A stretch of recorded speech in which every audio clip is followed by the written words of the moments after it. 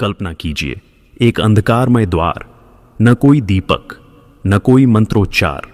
सामने खड़ा है मृत्यु का लोक, और उस लोक में प्रवेश कर रहा है एक छोटा सा बालक। यह कोई साधारण बालक नहीं, यह वह प्रश्न है जिसे पूछने का साहस बहुत कम लोग करते हैं। जब संसार सुख, आयु और स्वर्ग के सपनों में उलझा रहता है, तब यह बालक सीधे मृत्यु के द्वार पर खड़ा होकर पूछता है, मृत्यु के बाद क्या बचता है? सोचिए, जिस प्रश्न से राजा डरते हैं, जिस उत्तर से ऋषि भी मौन हो जाते हैं, उसी प्रश्न को लेकर एक बालक मृत्यु के देवता के सामने खड़ा है। 3 दिन 3 रातें, कोई स्वागत नहीं, कोई उत्तर नहीं, केवल मौन। और जब स्वयं यमराज लौटते हैं तो वे इस बालक को डराते नहीं, बल्कि परखते हैं। वे कहते हैं, तुम्हें चाहो तो लंबी आयु दे दूं, चाहो तो स्वर्ग दे दूं, चाहो तो भोग, वैभव और सुख दे दूं। लेकिन यह बालक सब कुछ ठुकरा देता है। क्यों? क्योंकि उसे चाहिए वह ज्ञान जो मृत्यु से भी बड़ा है। यहीं से आरंभ होता है कठोपनिषद। यह केवल एक ग्रंथ नहीं, यह मृत्यु और अमृता के बीच हुआ सबसे गहन संवाद है। यह कथा नहीं, चेतना की यात्रा है। यह दर्शन नहीं, साहस की परीक्षा है। इस उपनिषद में मृत्यु गुरु बन जाती है, बालक शिष्य बन जाता है, और जीवन अपने सबसे गहरे सत्य से साक्षात्कार करता है। आज के इस वीडियो में हम जानेंगे वह कौन सा प्रश्न था जिसने यमराज को भी विचलित कर दिया। आत्मा को अजन्मा और अमर क्यों कहा गया? श्रेय और प्रेय में सही चुनाव क्या है? और वह रहस्य जिसे जान लेने के बाद मृत्यु का भय टूटने लगता है। यदि आप भी सिर्फ जानना नहीं, अनुभव करना चाहते हैं, तो इस वीडियो को अंत तक देखिए, क्योंकि यह यात्रा बाहर की नहीं, आपके भीतर की है। आप देख रहे हैं सनातनी इतिहास चैनल, जहां ग्रंथ नहीं, चेतना बोलती है। कठोपनिषद में यमराज और नचिकेता का संवाद तो प्रसिद्ध है, लेकिन इसी दर्शन को जीवंत करने वाली एक और पौराणिक कथा भी है जो हमें इसी सत्य की ओर ले जाती है। प्राचीन काल की स्मृतियों में डूबी यह कथा हिमालय की उन नीरव वन घाटियों से आरंभ होती है, जहां देवदार और चीड़ के वृक्ष आकाश को स्पर्श करते प्रतीत होते हैं, और जहां मौन स्वयं साधना बन जाता है। उसी वनांचल में ऋषि अरण्यकेतु का आश्रम था। वेदों का गहन अध्ययन, यज्ञों की विधि, तपस्या की कठोरता और संयम का आचरण उनके जीवन का स्वाभाविक अंग था। शिष्य उन्हें आदर से देखते थे, देवता उनकी तपोभूमि से प्रसन्न थे, पर इन सब के बीच उनके हृदय के किसी गहरे कोने में एक सूक्ष्म कंपन था। यह कंपन किसी सांसारिक लोभ का नहीं था, न ही किसी अपूर्णता का, बल्कि मृत्यु के उस अज्ञात सत्य का था जो बार बार उन्हें भीतर से विचलित करता था। जब शरीर स्वस्थ रहता, तब सहज चलता, तब यह भय मौन रहता, पर जैसे ही शरीर में क्षीणता आती, श्वास थोड़ी भारी होती, तब मन के आकाश में एक प्रश्न उभर आता कि क्या यह सब यहीं समाप्त हो जाएगा? क्या यह चेतना, यह साधना, यह अनुभव केवल देह के साथ ही मिट जाएगा? ऋषि अरण्यकेतु इस भय से स्वयं भी संघर्ष करते थे। वे जानते थे कि शास्त्र मृत्यु को नश्वर शरीर की घटना बताते हैं, आत्मा को नहीं, पर यह ज्ञान उनके लिए अभी अनुभव नहीं बन पाया था। वे मंत्र जपते, अग्नि में आहुति देते, उपवास करते, पर मन का एक भाग अब भी मृत्यु की छाया से मुक्त नहीं हो पा रहा था। कई बार वे स्वयं से कहते कि जिसने वेदों का सार जाना, उसे भय कैसा? फिर अगले ही क्षण यह प्रश्न लौट आता कि जानना और जी लेना एक ही तो नहीं है। धीरे धीरे यह प्रश्न उनके लिए केवल जिज्ञासा नहीं, बल्कि अस्तित्व का केंद्र बन गया। अंततः एक रात्रि, जब हिमालयी आकाश में तारे असाधारण रूप से चमक रहे थे और चारों ओर पूर्ण शांति थी, उन्होंने एक दृढ़ संकल्प लिया कि वे इस भय का उत्तर किसी ग्रंथ में नहीं, बल्कि स्वयं मृत्यु से पूछेंगे। उन्होंने गहन तप आरंभ किया। यह तप न किसी सिद्ध के लिए था, न किसी लोक की कामना से, बल्कि केवल सत्य के साक्षात्कार के लिए था। दिन रात एकाकार साधना, प्राणों का संयम, मन का एकाग्र होना, और धीरे धीरे वह अवस्था आई जहां बाह्य जगत धुंधला होने लगा। उसी क्षण धर्मराज यम उनके समक्ष प्रकट हुए, न भयावह, न क्रोधमय, बल्कि शांत, गंभीर और करुण दृष्टि से युक्त। ऐसा प्रतीत हो रहा था मानो स्वयं नियम और करुणा एक साथ खड़े हों। ऋषि अरण्यकेतु ने उन्हें देखकर भय नहीं अनुभव किया, बल्कि एक अद्भुत शांति का स्पर्श हुआ। उन्होंने हाथ जोड़कर नम्र स्वर में प्रश्न किया कि जीवन भर धर्म और तप में रहने पर भी मृत्यु का भय क्यों नहीं जाता, और मृत्यु के बाद वास्तव में क्या शेष रहता है। यमराज मुस्कुराए। उनकी मुस्कान में उपहास नहीं था, बल्कि गहन करुणा थी। उन्होंने कहा कि तुमने कर्म को जाना, शास्त्र को जाना, नियमों को जाना, पर स्वयं को अभी दूर से देखा है। यह वाक्य ऋषि के हृदय में उतर गया। यमराज ने देखा कि यह साधक केवल प्रश्न पूछने नहीं आया, बल्कि उत्तर को जीने की क्षमता भी रखता है। तभी उन्होंने वही मार्ग अपनाया जो वे हर जिज्ञासु आत्मा के लिए अपनाते हैं। उन्होंने 3 वरदानों का प्रस्ताव रखा। दीर्घ आयु और अजर शरीर का वरदान, जिससे मृत्यु का भय तात्कालिक रूप से समाप्त हो जाए। दिव्य लोकों का सुख, जहां इंद्रिय तृप्ति और आनंद की कोई कमी न हो, और सिद्धियों तथा चमत्कारों की प्राप्ति, जिससे साधक इस लोक में भी असाधारण बन जाए। एक क्षण के लिए ऋषि अरण्यकेतु का मन डगमगाया। यह क्षण अत्यंत मानवीय था। तपस्वी होने के बावजूद भीतर कहीं एक इच्छा ने सिर उठाया कि यदि शरीर अजर हो जाए, यदि मृत्यु टल जाए, तो भय का अंत तो हो ही जाएगा। पर उसी क्षण यमराज का वचन उनके भीतर गूंजा कि यही प्रेय है, जो सुख तो देता है पर सत्य नहीं देता। यह वाक्य जैसे उनके अंतर्मन का द्वार खोल गया। उन्होंने देखा कि वे जिन विकल्पों पर विचार कर रहे थे, वे भय को टालने के उपाय थे, भय को मिटाने का मार्ग नहीं। तब उन्होंने विनम्रता और दृढ़ता के साथ कहा कि उन्हें वही ज्ञान चाहिए जिसे जानने के बाद मृत्यु से डरने का कोई कारण न रहे। यमराज का मुखमंडल और अधिक शांत हो गया। उन्होंने कहा कि जिसे तुम मैं समझते हो, वह न जन्मा है न मरता है। भय शरीर का है, चेतना का नहीं। जब तक रथ का स्वामी स्वयं को रथ समझता रहेगा, तब तक उसे मार्ग के गड्ढों से, मोड़ों से और अंत से भय बना रहेगा। यह उपदेश शब्दों में सरल था, पर उसका भार अत्यंत गहन था। यमराज ने ऋषि को किसी मंत्र का उच्चारण नहीं कराया, किसी कर्मकांड में नहीं लगाया। उन्होंने केवल मौन में बैठने का आदेश दिया। न कोई विधि, न कोई अनुष्ठान, केवल साक्षी भाव। यह मौन साधना दिनों तक चली। प्रारंभ में मन भटकता रहा, स्मृतियां उठती रहीं, भय की परछाइयां सामने आती रहीं, पर धीरे धीरे जैसे आकाश में बादल छंटते हैं, वैसे ही चेतना निर्मल होने लगी। कई दिनों बाद एक ऐसी अवस्था आई जहां ऋषि अरण्यकेतु ने स्वयं को शरीर से अलग अनुभव किया। श्वास आती जाती रही, हृदय धड़कता रहा, पर उनके भीतर एक अचल शांति थी। उस शांति में न मृत्यु का भय था, न जीवन का आग्रह। वे समझ गए कि वे देह नहीं, वह चेतना है जो देह को देख रही है। उसी क्षण मृत्यु का भय विलीन हो गया। जैसे अंधकार में दीपक जलते ही अंधकार का अस्तित्व समाप्त हो जाता है। यमराज ने कुछ कहा नहीं, क्योंकि वहां कहने के लिए कुछ शेष नहीं था। यह कथा कठोपनिषद के मूल भाव से गहराई से जुड़ती है। जैसे नचिकेता ने मृत्यु से प्रश्न किया, वैसे ही ऋषि अरण्यकेतु ने भी वही साहस किया। यमराज यहाँ भी गुरु हैं, जो भय को हटाने के लिए बाहरी उत्तर नहीं, बल्कि आंतरिक अनुभव का मार्ग दिखाते हैं। प्रेय और श्रेय का चुनाव यहाँ भी केंद्रीय है। रथ की उपमा यहाँ भी संकेत के रूप में उपस्थित है। और सबसे महत्वपूर्ण यह कि आत्मा की अमरता यहाँ किसी तर्क का विषय नहीं, बल्कि प्रत्यक्ष अनुभूति बनती है। यह कथा हमें यह स्मरण कराती है कि शास्त्र केवल द्वार दिखाते हैं, भीतर प्रवेश साधक को स्वयं करना होता है। जब तक साधक स्वयं को शरीर मानता है, तब तक मृत्यु डराती है, और जब आत्मबोध होता है, तब मृत्यु भी एक परिवर्तन मात्र रह जाती है। यही कठोपनिषद का मौन संदेश है, जो शब्दों से अधिक अनुभव में प्रकट होता है, और जो हर युग में उतना ही प्रासंगिक है जितना उस प्राचीन हिमालयी वन में था। इस पौराणिक कथा में जो सत्य अनुभूति के रूप में प्रकट हुआ, वही सत्य शास्त्र में शब्द बनकर प्रकट होता है। उसी शब्दबद्ध सत्य को कठोपनिषद कहते हैं। अब उसी सत्य को उपनिषद के प्रकाश में समझने का समय है।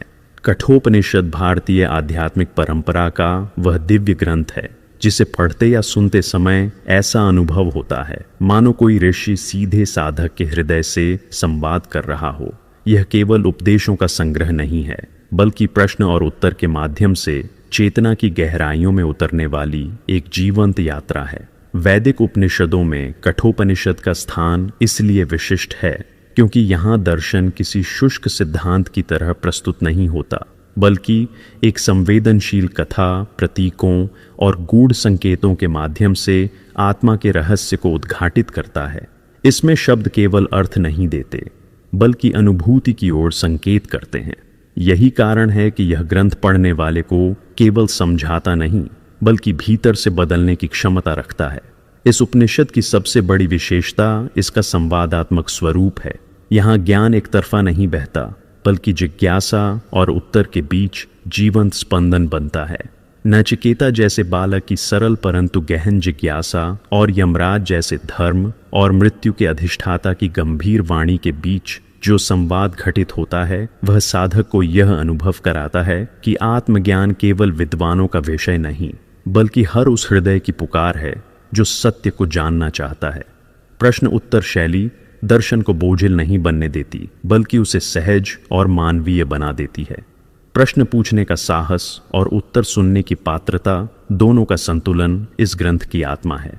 कठोपनिषद का मूल स्वर आत्मज्ञान की खोज है, पर यह खोज किसी अमूर्त विचार में नहीं उलझती। यह सीधे उस प्रश्न से आरंभ होती है जो हर मनुष्य के जीवन में कभी न कभी उभरता है। मृत्यु क्या है? मृत्यु के बाद क्या है? और क्या ऐसा कोई सत्य है जो मृत्यु से परे है? इस ग्रंथ में मृत्यु को भय के रूप में नहीं, बल्कि एक गुरु के रूप में प्रस्तुत किया गया है। यमराज यहाँ दंड देने वाले नहीं, बल्कि सत्य का द्वार खोलने वाले आचार्य हैं।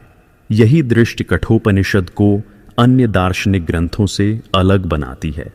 यहाँ मृत्यु का रहस्य डराने के लिए नहीं, बल्कि मुक्त करने के लिए प्रकट होता है। इस उपनिषद में कथा, प्रतीक, उपमा और गूढ़ दर्शन का अद्भुत समन्वय दिखाई देता है। रथ की उपमा इंद्रियों को घोड़े कहना, मन को लगाम और बुद्धि को सारथी बताना केवल बौद्धिक उदाहरण नहीं है। ये साधक के दैनिक अनुभव से जुड़े ऐसे प्रतीक हैं जो उसे अपने भीतर झांकने के लिए प्रेरित करते हैं। यह उपमा बताती है कि जीवन की यात्रा बाहरी मार्गों से अधिक आंतरिक नियंत्रण पर निर्भर करती है। जब इंद्रियां अनियंत्रित होती हैं तो रथ मार्ग से भटक जाता है, और जब बुद्धि सजग होती है तो वही रथ मोक्ष के पथ पर अग्रसर होता है।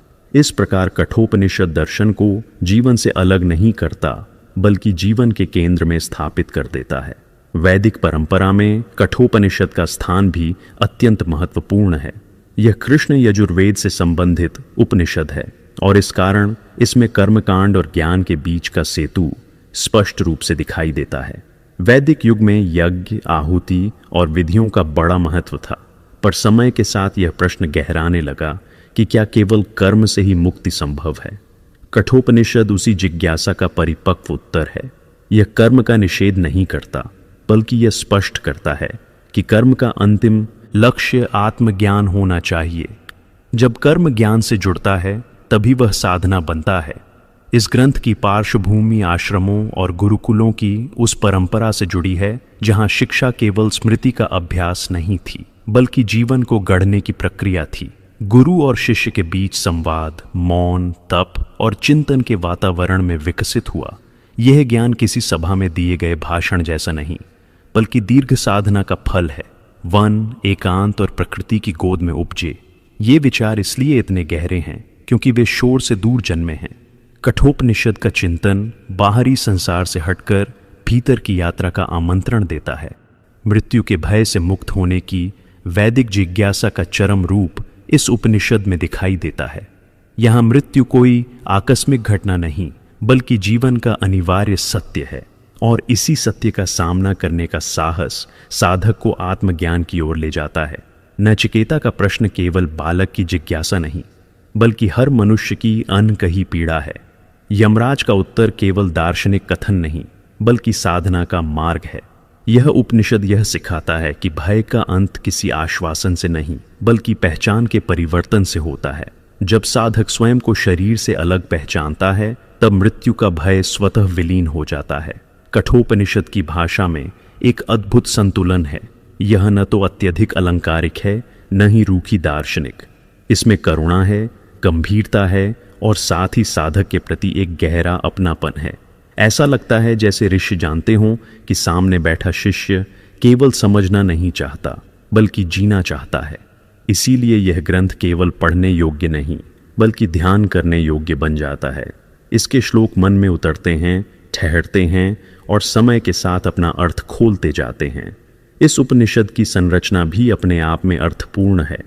संवाद धीरे धीरे गहराता है, जैसे साधक की चेतना क्रमशः सूक्ष्म होती जाती हो।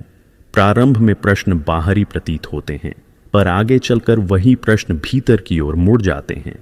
यह संरचना साधना की प्रक्रिया जैसी है, जहां पहले जिज्ञासा होती है, फिर विवेक जागता है और अंततः अनुभव घटित होता है। यही कारण है कि कठोपनिषद को केवल ग्रंथ नहीं बल्कि एक आध्यात्मिक यात्रा कहा जा सकता है। अंततः कठोपनिषद हमें यह स्मरण कराता है कि उपनिषदिक ज्ञान का उद्देश्य केवल बौद्धिक संतोष नहीं बल्कि जीवन का रूपांतरण है। यह ग्रंथ साधक को मृत्यु के भय से निकालकर आत्मा की अमरता के अनुभव तक ले जाने की क्षमता रखता है। इसके शब्द मौन की ओर ले जाते हैं, इसके प्रश्न उत्तर से अधिक गहरे हैं और इसका दर्शन जीवन को हल्का, भयमुक्त और सार्थक बनाने का मार्ग दिखाता है। यही इसकी सबसे बड़ी साधना और यही इसकी शाश्वत प्रासंगिकता है। इस गहन ज्ञान को कठोपनिषद ने एक क्रमबद्ध मार्ग में रखा है और उसी क्रम को समझने के लिए अब हम इसकी संरचना की ओर बढ़ते हैं। कठोपनिषद की यात्रा का पहला चरण दर्शन नहीं, कथा है, और वही कथा प्रथम अध्याय की प्रथम वल्ली में अपनी नींव रखती है। कठोपनिषद की प्रथम वल्ली को यदि केवल कथा की भूमिका मान लिया जाए तो यह उसके गूढ़ अर्थ के साथ अन्याय होगा। वास्तव में यही वह द्वार है जहां से साधक की बाहरी जिज्ञासा भीतर की यात्रा में बदलनी शुरू होती है। नचिकेता का यमलोक गमन किसी बालक की साहसिक यात्रा भर नहीं है, बल्कि यह चेतना के उस मोड़ का संकेत है जहां मनुष्य पहली बार जीवन की सतह से नीचे उतरने का साहस करता है। यह यात्रा पैरों से नहीं बल्कि विवेक से होती है। यमलोक यहाँ कोई भौतिक स्थान नहीं बल्कि वह आंतरिक क्षेत्र है जहां मृत्यु का विचार पहली बार स्पष्ट रूप से सामने आता है। जब तक मनुष्य मृत्यु को दूर की घटना मानता है तब तक वह जीवन को सतही ढंग से जीता है, पर जिस क्षण मृत्यु का प्रश्न भीतर उतरता है उसी क्षण साधना आरंभ हो जाती है। नचिकेता का यमलोक जाना उसी क्षण का प्रतीक है जब साधक बाहरी आश्रयों को छोड़कर अपने अस्तित्व के मूल प्रश्न से आमने सामने खड़ा होता है। 3 रात्रियों का उपवास इस कथा का सबसे सूक्ष्म और शक्तिशाली संकेत है। यह केवल भोजन त्याग नहीं बल्कि पहचान के 3 स्तरों का क्रमिक शोधन है। पहली रात्रि शरीर से जुड़ी है। साधक जब तप या संयम आरंभ करता है तो सबसे पहले शरीर विरोध करता है। भूख, थकान, असहजता और भय उठते हैं। नचिकेता का पहला उपवास इसी देहबोध के क्षीण होने का संकेत है। यह वह अवस्था है जहां साधक यह समझने लगता है कि वह केवल शरीर नहीं है, क्योंकि शरीर की सीमाएं स्पष्ट होने लगती हैं। दूसरी रात्रि मन से संबंधित है। यहाँ विचारों की चंचलता, स्मृतियां, आशाएं और भय उभरते हैं। मन प्रश्न करता है, संदेह करता है, पीछे खींचता है। नचिकेता का दूसरा उपवास उस धैर्य का प्रतीक है जहां साधक मन की हलचलों को देखना सीखता है, उनसे भागता नहीं पर उनमें उलझता भी नहीं। तीसरी रात्रि अहंकार की है। यह सबसे कठिन होती है क्योंकि यहाँ मैं का भाव अपने अंतिम गढ़ में सिमट जाता है। साधक को लगता है कि यदि यह भी छूट गया तो शेष क्या रहेगा। नचिकेता का तीसरा उपवास उसी बिंदु का संकेत है जहां अहंकार मौन होने लगता है और चेतना पहली बार अपने वास्तविक स्वरूप की झलक पाती है। इन 3 रात्रियों के बाद यमराज का प्रकट होना केवल कथा का क्रम नहीं बल्कि यह बताता है कि जब साधक शरीर, मन और अहंकार की शुद्धि के इस स्तर तक पहुंचता है तभी मृत्यु का रहस्य गुरु के रूप में सामने आता है। यमराज यहाँ भय के प्रतीक नहीं हैं बल्कि उस परम सत्य के प्रतिनिधि हैं जिसे जानने के लिए साधक तैयार हो चुका है। यमराज द्वारा दिए गए 3 वरदान साधक की आंतरिक अवस्था का दर्पण है। पहला वरदान सांसारिक शांति से जुड़ा है। यह उस अवस्था का प्रतीक है जहां साधक अभी भी संसार से पूर्णतः विमुख नहीं हुआ है। वह चाहता है कि जीवन शांत हो, परिवार में सामंजस्य हो, बाहरी परिस्थितियां अनुकूल हों। यह इच्छा गलत नहीं है क्योंकि बिना इस शांति के साधना आगे बढ़ ही नहीं सकती। दूसरा वरदान मृत्यु के रहस्य की जिज्ञासा से जुड़ा है। यहाँ साधक का ध्यान बाहरी शांति से हटकर अस्तित्व के मूल प्रश्न की ओर मुड़ने लगता है। अब वह केवल सुख नहीं चाहता बल्कि सत्य जानना चाहता है। तीसरा वरदान आत्मज्ञान की आकांक्षा का है। यह वह बिंदु है जहां साधक समझ लेता है कि न शांति स्थायी है, न रहस्य जान लेना ही पर्याप्त है, बल्कि स्वयं को जानना ही एकमात्र पूर्ण उत्तर है।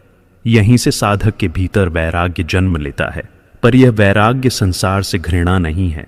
यह वह परिपक्व दृष्टि है जहां साधक संसार को उसके यथार्थ रूप में देखता है। उसे पता चलता है कि सुख और दुख दोनों क्षणिक हैं और दोनों ही आत्मा को परिभाषित नहीं करते। इस वैराग्य के साथ ही सत्य पिपासा जागृत होती है। यह पिपासा किसी उत्तर से शांत नहीं होती, बल्कि हर उत्तर के बाद और गहरी हो जाती है। नचिकेता का चरित्र यहाँ हर साधक का प्रतिबिंब बन जाता है। उसका धैर्य, उसकी जिज्ञासा और उसका अडिग भाव यह सिखाता है कि आत्मज्ञान कोई आकस्मिक घटना नहीं, बल्कि क्रमिक शुद्धि और साहस का फल है। प्रथम वल्ली का यह गूढ़ अर्थ हमें यह भी सिखाता है कि उपनिषदिक कथा किसी ऐतिहासिक घटना को दर्ज करने के लिए नहीं रची गई, बल्कि साधक के भीतर घटने वाली यात्रा को प्रतीकात्मक रूप में प्रकट करने के लिए रची गई है। नचिकेता का यमलोक गमन हर उस क्षण घटित होता है जब मनुष्य पहली बार मृत्यु की अनिवार्यता को स्वीकार करता है। 3 रात्रियों का उपवास हर उस साधना में उपस्थित होता है जहां शरीर, मन और अहंकार क्रमशः शांत होते हैं। 3 वरदान हर साधक के भीतर उठने वाली 3 मूल इच्छाओं का प्रतिबिंब है और यमराज हर उस गुरु तत्व का प्रतीक है जो तभी प्रकट होता है जब साधक भीतर से तैयार होता है। इस प्रकार प्रथम वल्ली केवल कथा की स्थापना नहीं, बल्कि साधना की दिशा निर्धारित करने वाला आधार है। यही वह भूमि है जिस पर आगे का समस्त दर्शन खड़ा होता है। यदि इस वल्ली को केवल कहानी समझ लिया जाए तो कठोपनिषद का गूढ़ संदेश हाथ से निकल जाता है, पर यदि इसे अंतर्मुखी साधना का संकेत माना जाए तो यह साधक को अपने ही जीवन में नचिकेता की यात्रा पहचानने में सहायता करती है। यही कारण है कि कठोपनिषद की प्रथम वल्ली पढ़ते समय ऐसा अनुभव होता है मानो कोई ऋषि हमारे भीतर छिपे भय, हमारी अधूरी जिज्ञासा और हमारी मौन आकांक्षा से संवाद कर रहा हो और हमें धीरे धीरे उस पथ की ओर ले जा रहा हो जहां मृत्यु का प्रश्न ही अंततः आत्मा के सत्य में विलीन हो जाता है। प्रथम वल्ली में प्रश्न जन्म लेता है, द्वितीय वल्ली में उस प्रश्न का उत्तर चुनने की परीक्षा शुरू होती है। यहीं से कठोपनिषद साधक को यह सिखाना शुरू करता है कि सही प्रश्न के बाद सही चुनाव कितना आवश्यक है। कठोपनिषद की द्वितीय वल्ली साधक के जीवन में उस निर्णायक क्षण को प्रकट करती है जहां केवल जानना पर्याप्त नहीं रहता, बल्कि चुनाव करना अनिवार्य हो जाता है। यह वल्ली दर्शन को आकाश में उड़ने नहीं देती, बल्कि उसे जीवन की ठोस भूमि पर उतार देती है। यहाँ यमराज किसी दार्शनिक सिद्धांत को समझाने नहीं आए, बल्कि मनुष्य के सामने उसके ही मन का दर्पण रख देते हैं। वे जानते हैं कि साधक का सबसे बड़ा संघर्ष अज्ञान से नहीं, बल्कि आकर्षण से होता है। इसलिए द्वितीय वल्ली का केंद्र ज्ञान नहीं, बल्कि विवेक है। यह वही विवेक है जो हर क्षण मनुष्य से पूछता है कि वह किस दिशा में जा रहा है और क्यों। प्रेय और श्रेय का भेद इस वल्ली की आत्मा है। प्रेय वह है जो तुरंत सुख देता है, जो इंद्रियों को तृप्त करता है, जो मन को क्षणिक शांति देता है। यह सुख देखने में आकर्षक होता है, मीठा होता है और तुरंत उपलब्ध भी लगता है। इसी कारण अधिकांश लोग जीवन में इसी का चुनाव करते हैं। इसके विपरीत श्रेय वह है जो तत्काल सुख नहीं देता, बल्कि दीर्घकालीन कल्याण की ओर ले जाता है। श्रेय का मार्ग आरंभ में कठिन लगता है, क्योंकि इसमें संयम, प्रतीक्षा और त्याग की आवश्यकता होती है। यमराज इस भेद को किसी उपदेश की तरह नहीं कहते, बल्कि नचिकेता के सामने विकल्पों के रूप में रखते हैं, ताकि साधक स्वयं अपने भीतर के झुकाव को पहचान सके। यमराज द्वारा दिए गए प्रलोभन आज के जीवन के सजीव प्रतीक हैं।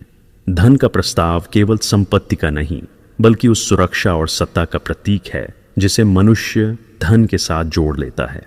भोग का प्रस्ताव केवल इंद्रिय सुख नहीं, बल्कि उस पलायन का संकेत है जहां मनुष्य अपने भीतर की रिक्तता को बाहरी आनंद से भरना चाहता है। दीर्घ आयु का वरदान केवल लंबे जीवन की इच्छा नहीं, बल्कि मृत्यु के भय से बचने की कामना है। यमराज जानते हैं कि यही 3 आकर्षण हर युग में मनुष्य को बांधते आए हैं, इसलिए वे नचिकेता को वही देते हैं जो संसार सामान्यतः देता है, ताकि यह स्पष्ट हो सके कि साधक वास्तव में क्या चाहता है। नचिकेता का उत्तर इस वल्ली का हृदय है।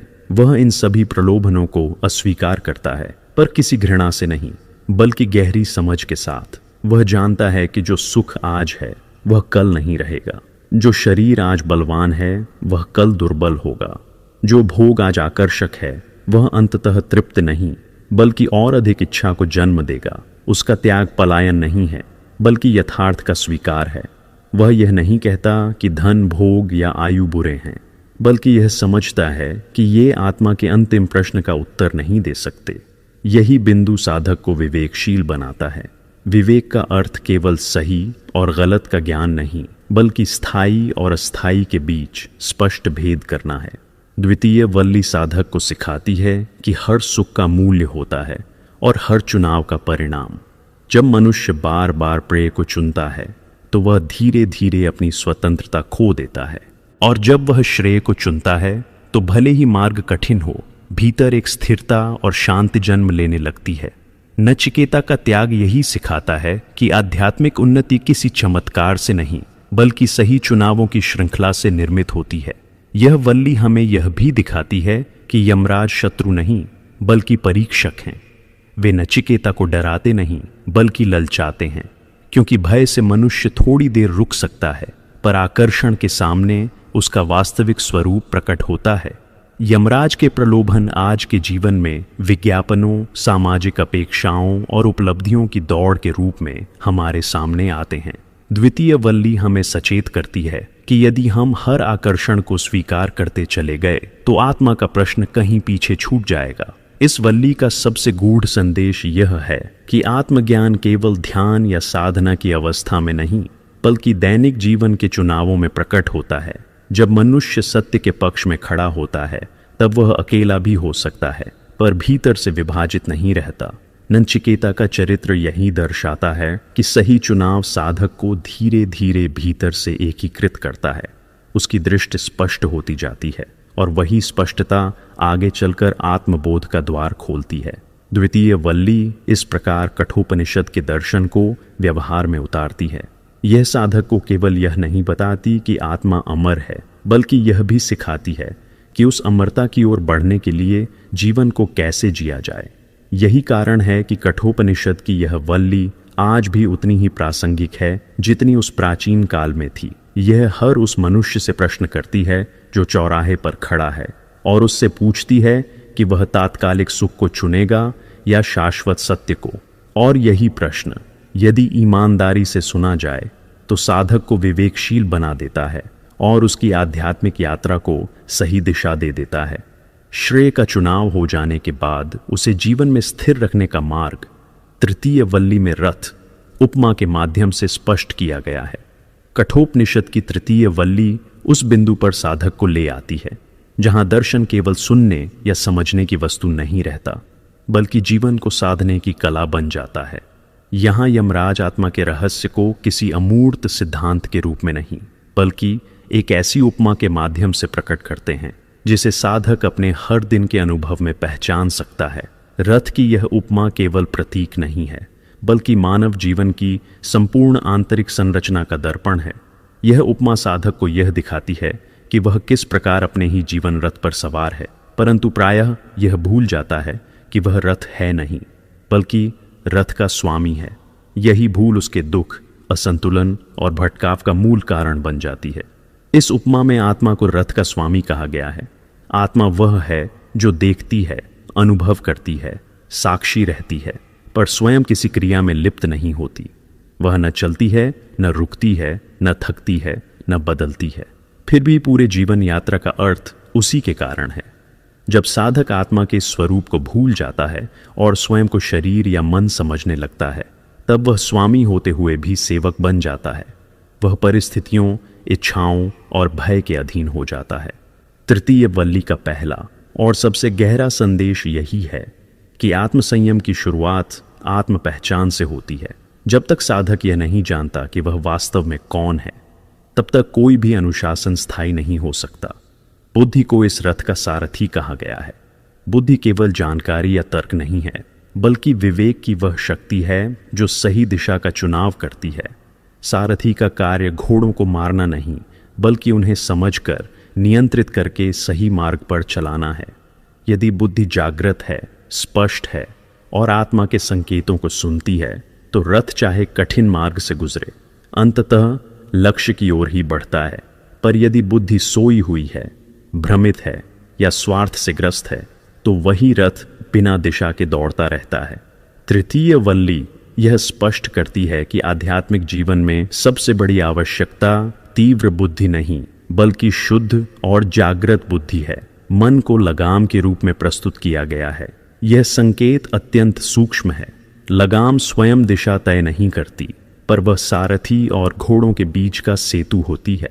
यदि लगाम ढीली है तो घोड़े अपनी इच्छा से दौड़ते हैं, यदि बहुत कसी हुई है तो घोड़े विद्रोह कर देते हैं। उसी प्रकार मन को न तो पूरी तरह छोड़ देना उचित है, न ही बलपूर्वक दबाना। साधना का मार्ग मन को समझने, देखने और धीरे धीरे साधने का मार्ग है। तृतीय वल्ली यह सिखाती है कि मन को मित्र बनाया जाए, शत्रु नहीं। जब मन बुद्धि के अधीन रहता है, तब वह साधक को लक्ष्य तक पहुंचाने में सहायक बनता है। इंद्रियों को घोड़ों की उपमा दी गई है। घोड़े शक्तिशाली होते हैं, तेज होते हैं और बिना उनके रथ चल ही नहीं सकता। इसी प्रकार इंद्रियां भी जीवन के लिए आवश्यक हैं। देखने, सुनने, बोलने, चलने और अनुभव करने की सारी क्षमता इन्हीं के माध्यम से प्रकट होती है। समस्या इंद्रियों के अस्तित्व में नहीं, बल्कि उनके अनियंत्रित होने में है। यदि घोड़े बिना नियंत्रण के दौड़ें तो वे रथ को खाई में गिरा सकते हैं। उसी प्रकार यदि इंद्रियां बिना विवेक के विषयों की ओर दौड़ें तो साधक का जीवन बिखर जाता है। तृतीय वल्ली यह नहीं सिखाती कि इंद्रियों को नष्ट कर दिया जाए, बल्कि यह सिखाती है कि उन्हें सही दिशा दी जाए। शरीर को रथ कहा गया है। यह रथ साधन है, साध्य नहीं। शरीर के बिना यात्रा संभव नहीं, पर शरीर स्वयं यात्रा का उद्देश्य भी नहीं है। जब साधक शरीर को ही सब कुछ मान लेता है, तब वह उसकी सुविधा, सुख और सुरक्षा में ही जीवन का अर्थ खोजने लगता है। तृतीय वल्ली शरीर के महत्व को नकारती नहीं, पर उसे उसका सही स्थान देती है। शरीर को साधना का माध्यम बनाया जाए, बंधन का कारण नहीं। यही दृष्टि शरीर के प्रति करुणा और संतुलन उत्पन्न करती है। इस पूरी उपमा का सबसे व्यावहारिक संदेश यह है कि यदि बुद्धि जागृत न हो तो इंद्रियां साधक को भटका देती हैं। यह भटकाव किसी एक बड़े पतन के रूप में नहीं आता, बल्कि छोटे छोटे समझौतों के रूप में आता है। आज थोड़ा सा विषय सुख, कल थोड़ा सा अहंकार, परसों थोड़ी सी लापरवाही, और धीरे धीरे साधक अपने ही मार्ग से दूर हो जाता है। तृतीय वल्ली साधक को चेतावनी देती है, पर भय दिखाकर नहीं, बल्कि समझ देकर। यह कहती है कि जागृत बुद्धि ही वह प्रकाश है जिसमें इंद्रियां भी शुद्ध हो जाती हैं और मन भी शांत होने लगता है। इस वल्ली से आत्म संयम और अनुशासन का दर्शन प्रकट होता है, पर यह अनुशासन किसी कठोर नियमावली का नाम नहीं है। यह भीतर से उपजा हुआ संतुलन है। जब आत्मा स्वामी के रूप में प्रतिष्ठित होती है, बुद्धि सारथी बनती है, मन संयत होता है और इंद्रियां सहयोगी बनती हैं, तब जीवन अपने आप अनुशासित हो जाता है। साधक को अलग से संघर्ष नहीं करना पड़ता। संयम बोझ नहीं रहता, बल्कि सहज अवस्था बन जाता है। यही कारण है कि कठोपनिषद की तृतीय वल्ली आज भी साधकों के लिए अत्यंत जीवंत है। यह उन्हें ध्यान कक्ष से निकालकर जीवन के मार्ग पर ले आती है और बताती है कि आत्मज्ञान का अर्थ संसार से भागना नहीं, बल्कि संसार में रहते हुए स्वयं पर स्वामित्व स्थापित करना है। जब साधक यह समझ लेता है कि वह रथ नहीं, रथ का स्वामी है, तब जीवन की यात्रा भय से नहीं, जागरूकता से चलने लगती है। और यही जागरूकता अंततः उसे उस शांति की ओर ले जाती है जहां आत्मसंयम प्रयास नहीं, स्वभाव बन जाता है और अनुशासन नियम नहीं, अनुभूति बन जाता है। रथ उपमा द्वारा संयम की स्थापना के बाद कठोपनिषद साधक को उसके वास्तविक स्वरूप से परिचित कराता है और यहीं से द्वितीय अध्याय में चतुर्थ वल्ली आरंभ होती है। कठोपनिषद की चतुर्थ वल्ली उस बिंदु पर साधक को ले आती है जहां अब प्रश्न करने की व्याकुलता धीरे धीरे शांत होने लगती है और उत्तर किसी विचार की तरह नहीं, बल्कि अनुभूति की तरह उतरने लगता है। यहाँ आत्मा का स्वरूप किसी तर्क से सिद्ध नहीं किया जाता, बल्कि उसे ऐसे शब्दों में प्रकट किया जाता है जो साधक को भीतर की ओर मोड़ दें। आत्मा को अजन्मा कहा गया है क्योंकि वह कभी उत्पन्न नहीं होती। जो उत्पन्न होता है वही नष्ट होता है। शरीर जन्म लेता है, बढ़ता है, बदलता है और एक दिन समाप्त हो जाता है, पर आत्मा इन सभी अवस्थाओं को देखने वाली चेतना है। वह स्वयं किसी अवस्था से बंधी नहीं होती। यही समझ साधक के भीतर पहली बार मृत्यु के भय की जड़ को हिलाती है, क्योंकि भय उसी का होता है जो नष्ट हो सकता है। आत्मा को अविनाशी कहा गया है क्योंकि कोई भी घटना उसे छू नहीं सकती। आग उसे जला नहीं सकती, जल उसे भिगो नहीं सकता, वायु उसे सुखा नहीं सकती। ये कथन केवल काव्य नहीं है, बल्कि यह संकेत है कि आत्मा भौतिक नियमों के अधीन नहीं है। साधक जब तक स्वयं को शरीर मानता है, तब तक हर परिवर्तन उसे असुरक्षित करता है। उम्र बढ़ना, रोग आना, शक्ति का क्षय होना, ये सब उसे मृत्यु की याद दिलाते रहते हैं। पर जैसे ही वह यह देखने लगता है कि ये सब परिवर्तन देखे जा रहे हैं, घटित हो रहे हैं और देखने वाला उनसे अलग है, वैसे ही भीतर एक नई स्थिरता जन्म लेने लगती है। आत्मा को शाश्वत कहा गया है क्योंकि वह समय से परे है। समय शरीर और मन पर प्रभाव डालता है, स्मृतियाँ बनती हैं, अनुभव जुड़ते हैं, पर चेतना स्वयं समय की धारा में बहती नहीं, वह धारा को देखती है। यह बोध साधक के लिए अत्यंत गहन होता है, क्योंकि पहली बार उसे यह अनुभव होने लगता है कि उसका वास्तविक स्वरूप किसी घटना से परिभाषित नहीं होता। सफलता और असफलता, सुख और दुख, जन्म और मृत्यु, ये सब आते जाते हैं, पर जो इन सब का साक्षी है वह सदा एक सा रहता है। चतुर्थ वल्ली में शरीर और आत्मा के भेद को अत्यंत करुणा और स्पष्टता के साथ रखा गया है। शरीर को नकारा नहीं गया, बल्कि उसे उसका सही स्थान दिया गया है। शरीर साधन है, अनुभव का माध्यम है, पर सत्य नहीं है। आत्मा साक्षी है। साक्षी होने का अर्थ निष्क्रिय होना नहीं, बल्कि निर्लिप्त होना है। आत्मा कर्म करती प्रतीत होती है, पर वास्तव में वह कर्मों की साक्षी होती है। यह समझ साधक को अपराध बोध और भय दोनों से मुक्त करने लगती है। वह अपने कर्मों की जिम्मेदारी लेना सीखता है, पर स्वयं को कर्मों से सीमित नहीं करता। यहीं से मृत्यु का भय टूटना शुरू होता है।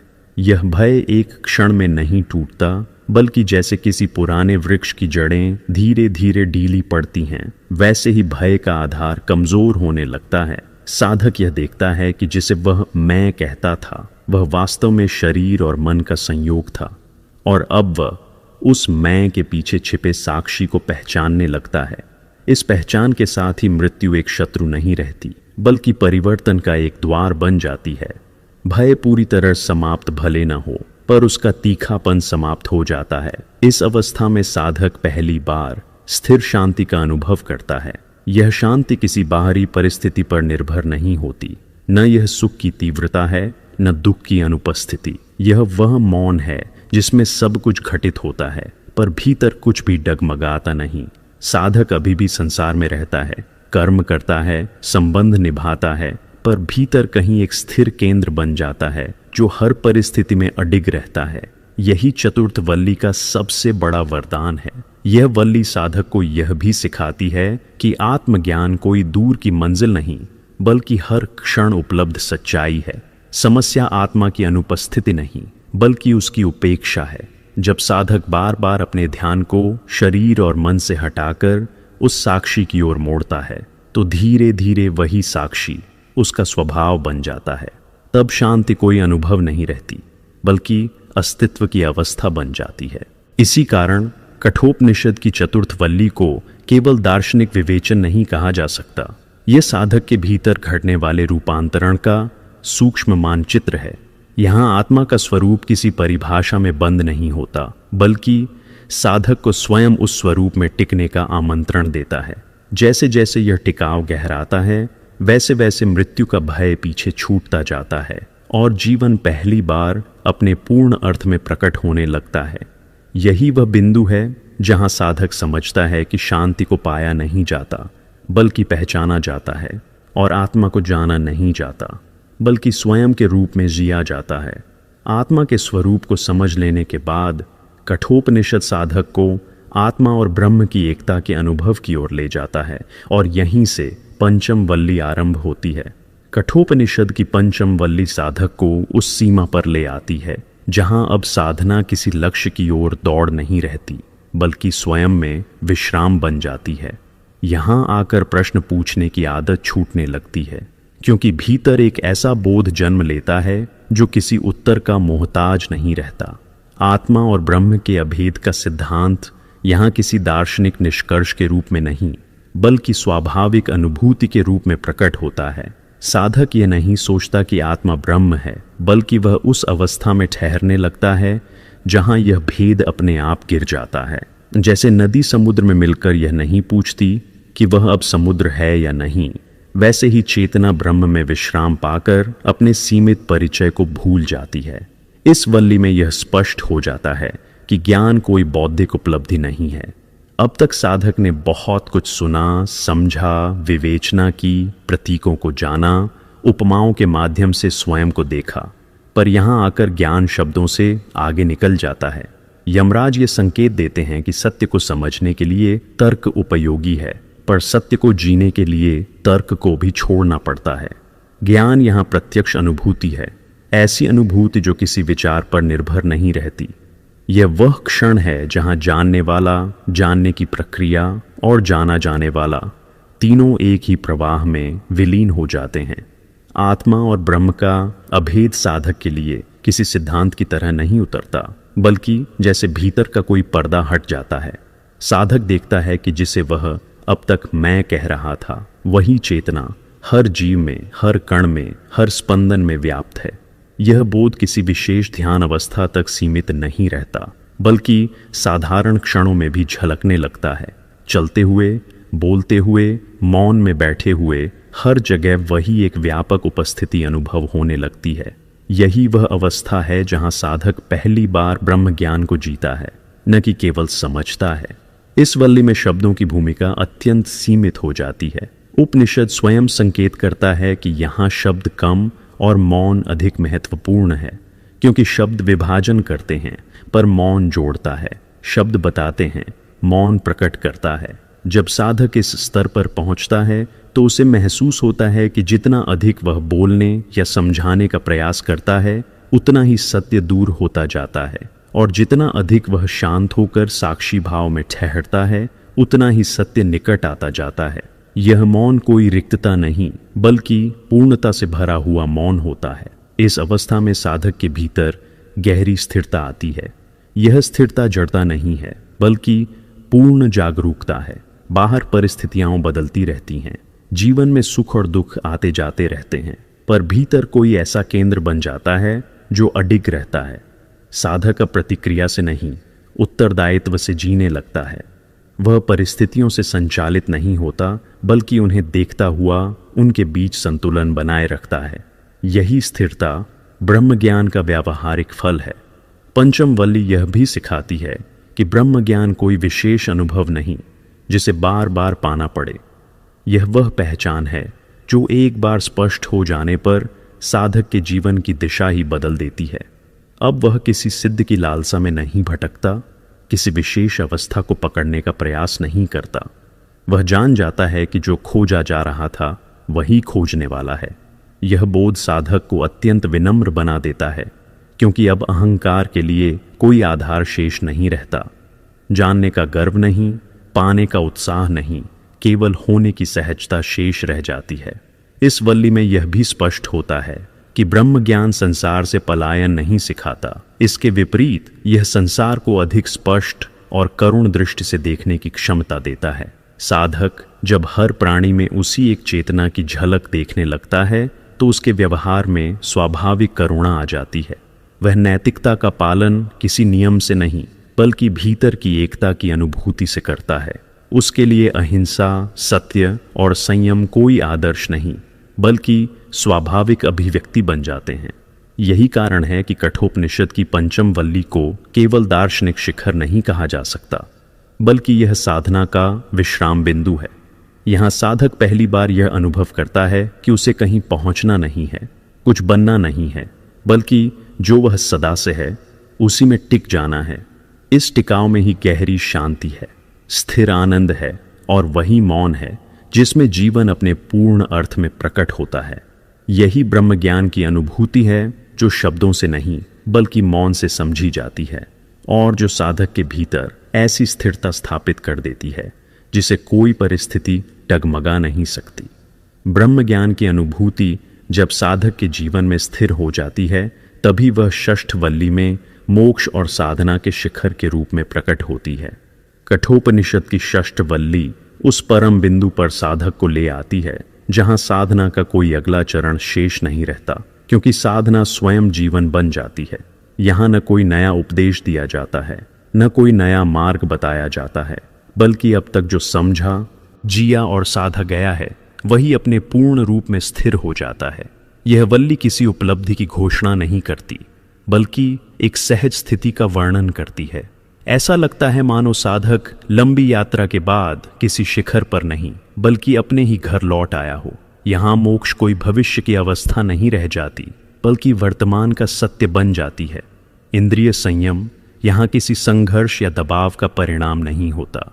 प्रारंभिक साधना में इंद्रियों को रोकने, नियंत्रित करने और अनुशासित करने का प्रयास होता है, पर षष्ठ वल्ली में आकर यह प्रयास सहजता में बदल जाता है। इंद्रियां अब साधक की शत्रु नहीं रहती, न ही वे उसे खींचती हैं। वे शांत हो जाती हैं, जैसे लंबी दौड़ के बाद घोड़े स्वाभाविक रूप से थम जाते हैं। इसका कारण यह नहीं कि इंद्रियां कमजोर हो गई हैं, बल्कि इसलिए कि साधक का केंद्र बदल गया है। जब चेतना बाहर विषयों में नहीं भटकती, तब इंद्रियों को भी भटकने का कारण नहीं मिलता। यही इंद्रिय संयम की पूर्णता है, जहां संयम थोपा नहीं जाता बल्कि स्वभाव बन जाता है। इस अवस्था में ध्यान कोई विशेष अभ्यास नहीं रहता, न बैठने का समय, न विधि, न प्रयास। ध्यान सहज अवस्था बन जाता है। साधक चाहे चलता हो, बोलता हो, कार्य करता हो या विश्राम कर रहा हो, भीतर एक निरंतर जागरूकता बनी रहती है। यह जागरूकता तनावपूर्ण नहीं होती, बल्कि अत्यंत कोमल और स्वाभाविक होती है।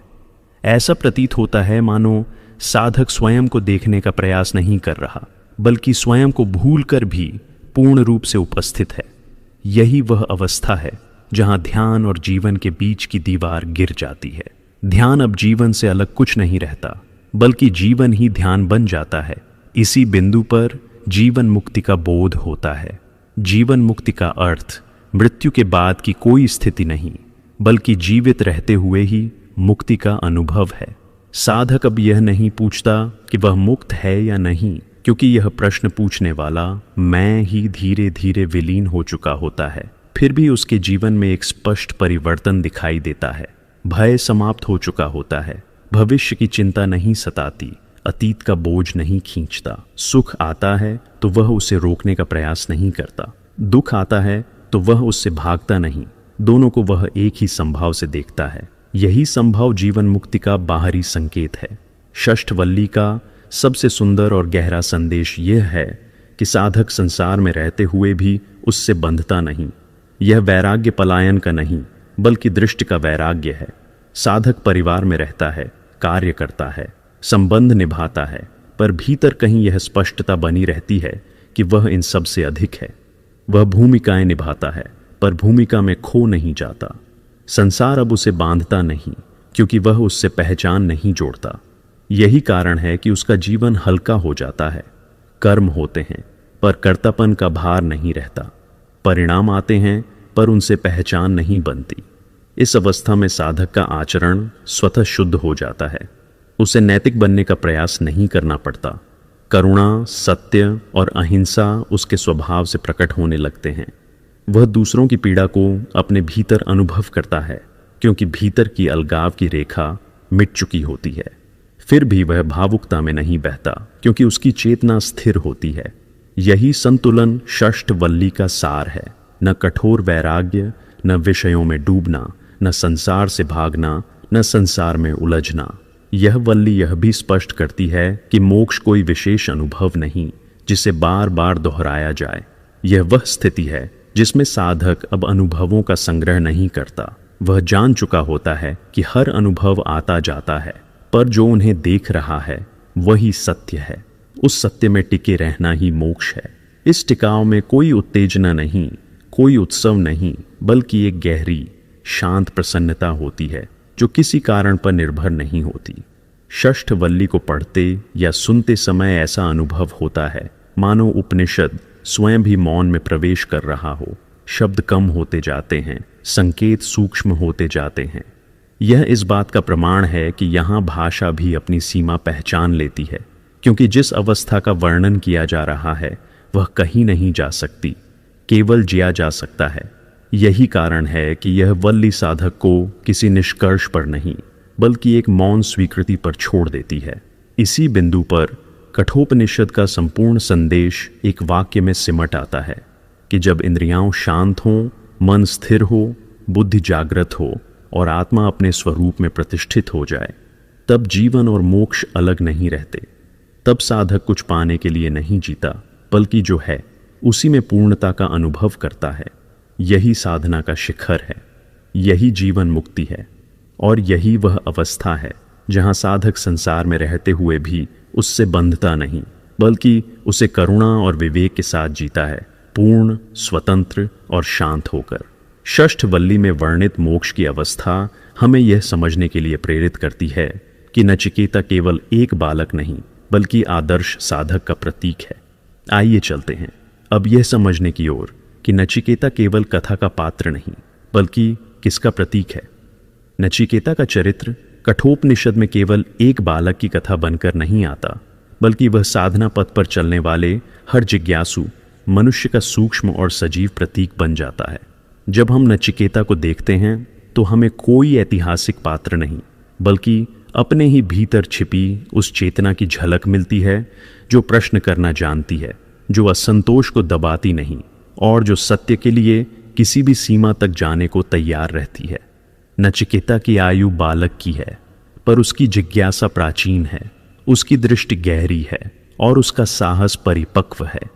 यही कारण है कि उपनिषद उसे गुरु और शिष्य दोनों का संगम बना देता है। वह सीखने आया है, पर उसकी पात्रता इतनी प्रखर है कि स्वयं यमराज उसके गुरु बनते हैं। नचिकेता भय से परे है, पर यह निर्भयता किसी अज्ञान से उत्पन्न नहीं होती। यह निर्भयता उस स्पष्टता से जन्म लेती है जो मृत्यु को देखकर भागती नहीं बल्कि उसे समझना चाहती है। सामान्य मनुष्य मृत्यु को टालना चाहता है, उससे आंख चुराता है, उसे भविष्य की बात मानकर टाल देता है। नचिकेता ऐसा नहीं करता। वह मृत्यु के प्रश्न को जीवन के केंद्र में रखता है। वह जानता है कि जब तक मृत्यु का सत्य स्पष्ट नहीं होगा तब तक जीवन भी अधूरा ही रहेगा। यही निर्भयता साधक के लिए पहली और सबसे आवश्यक योग्यता है। आत्मज्ञान का मार्ग कायरता का नहीं है। वहां वही टिक पाता है जो अपने सबसे गहरे भय की आंखों में आंखें डालकर देखने का साहस रखता हो। नचिकेता सत्य के लिए सब कुछ त्यागने को तैयार है, और यह त्याग किसी नाटकीय बलिदान की तरह नहीं बल्कि सहज और स्वाभाविक है। जब उसके सामने यमराज धन, भोग, दीर्घ आयु और असंख्य सुखों का प्रस्ताव रखते हैं, तब वह उन्हें ठुकराते समय क्रोध या अहंकार से नहीं भरता। उसका उत्तर शांत है, विनम्र है और फिर भी अडिग है। वह जानता है कि जो नश्वर है वह आत्मा की प्यास नहीं बुझा सकता। उसका त्याग यह सिखाता है कि साधना में त्याग का अर्थ वस्तुओं को छोड़ना नहीं बल्कि उनकी सीमाओं को पहचानना है। नचिकेता यह नहीं कहता कि सुख बुरा है, वह केवल यह कहता है कि सुख सत्य नहीं है। यही विवेक साधक को भीतर से मुक्त करता है। नचिकेता का यमलोक गमन बाहरी यात्रा नहीं है। यह किसी स्थान विशेष पर जाने की कथा नहीं बल्कि चेतना के भीतर घटने वाली प्रक्रिया का संकेत है। यमलोक यहाँ मृत्यु का लोक नहीं बल्कि सत्य का लोक है। यह वह आंतरिक क्षेत्र है जहाँ साधक पहली बार जीवन की अस्थिरता को पूरी स्पष्टता से देखता है। जब नचिकेता यमलोक जाता है तो वास्तव में वह अपने भीतर उतरता है।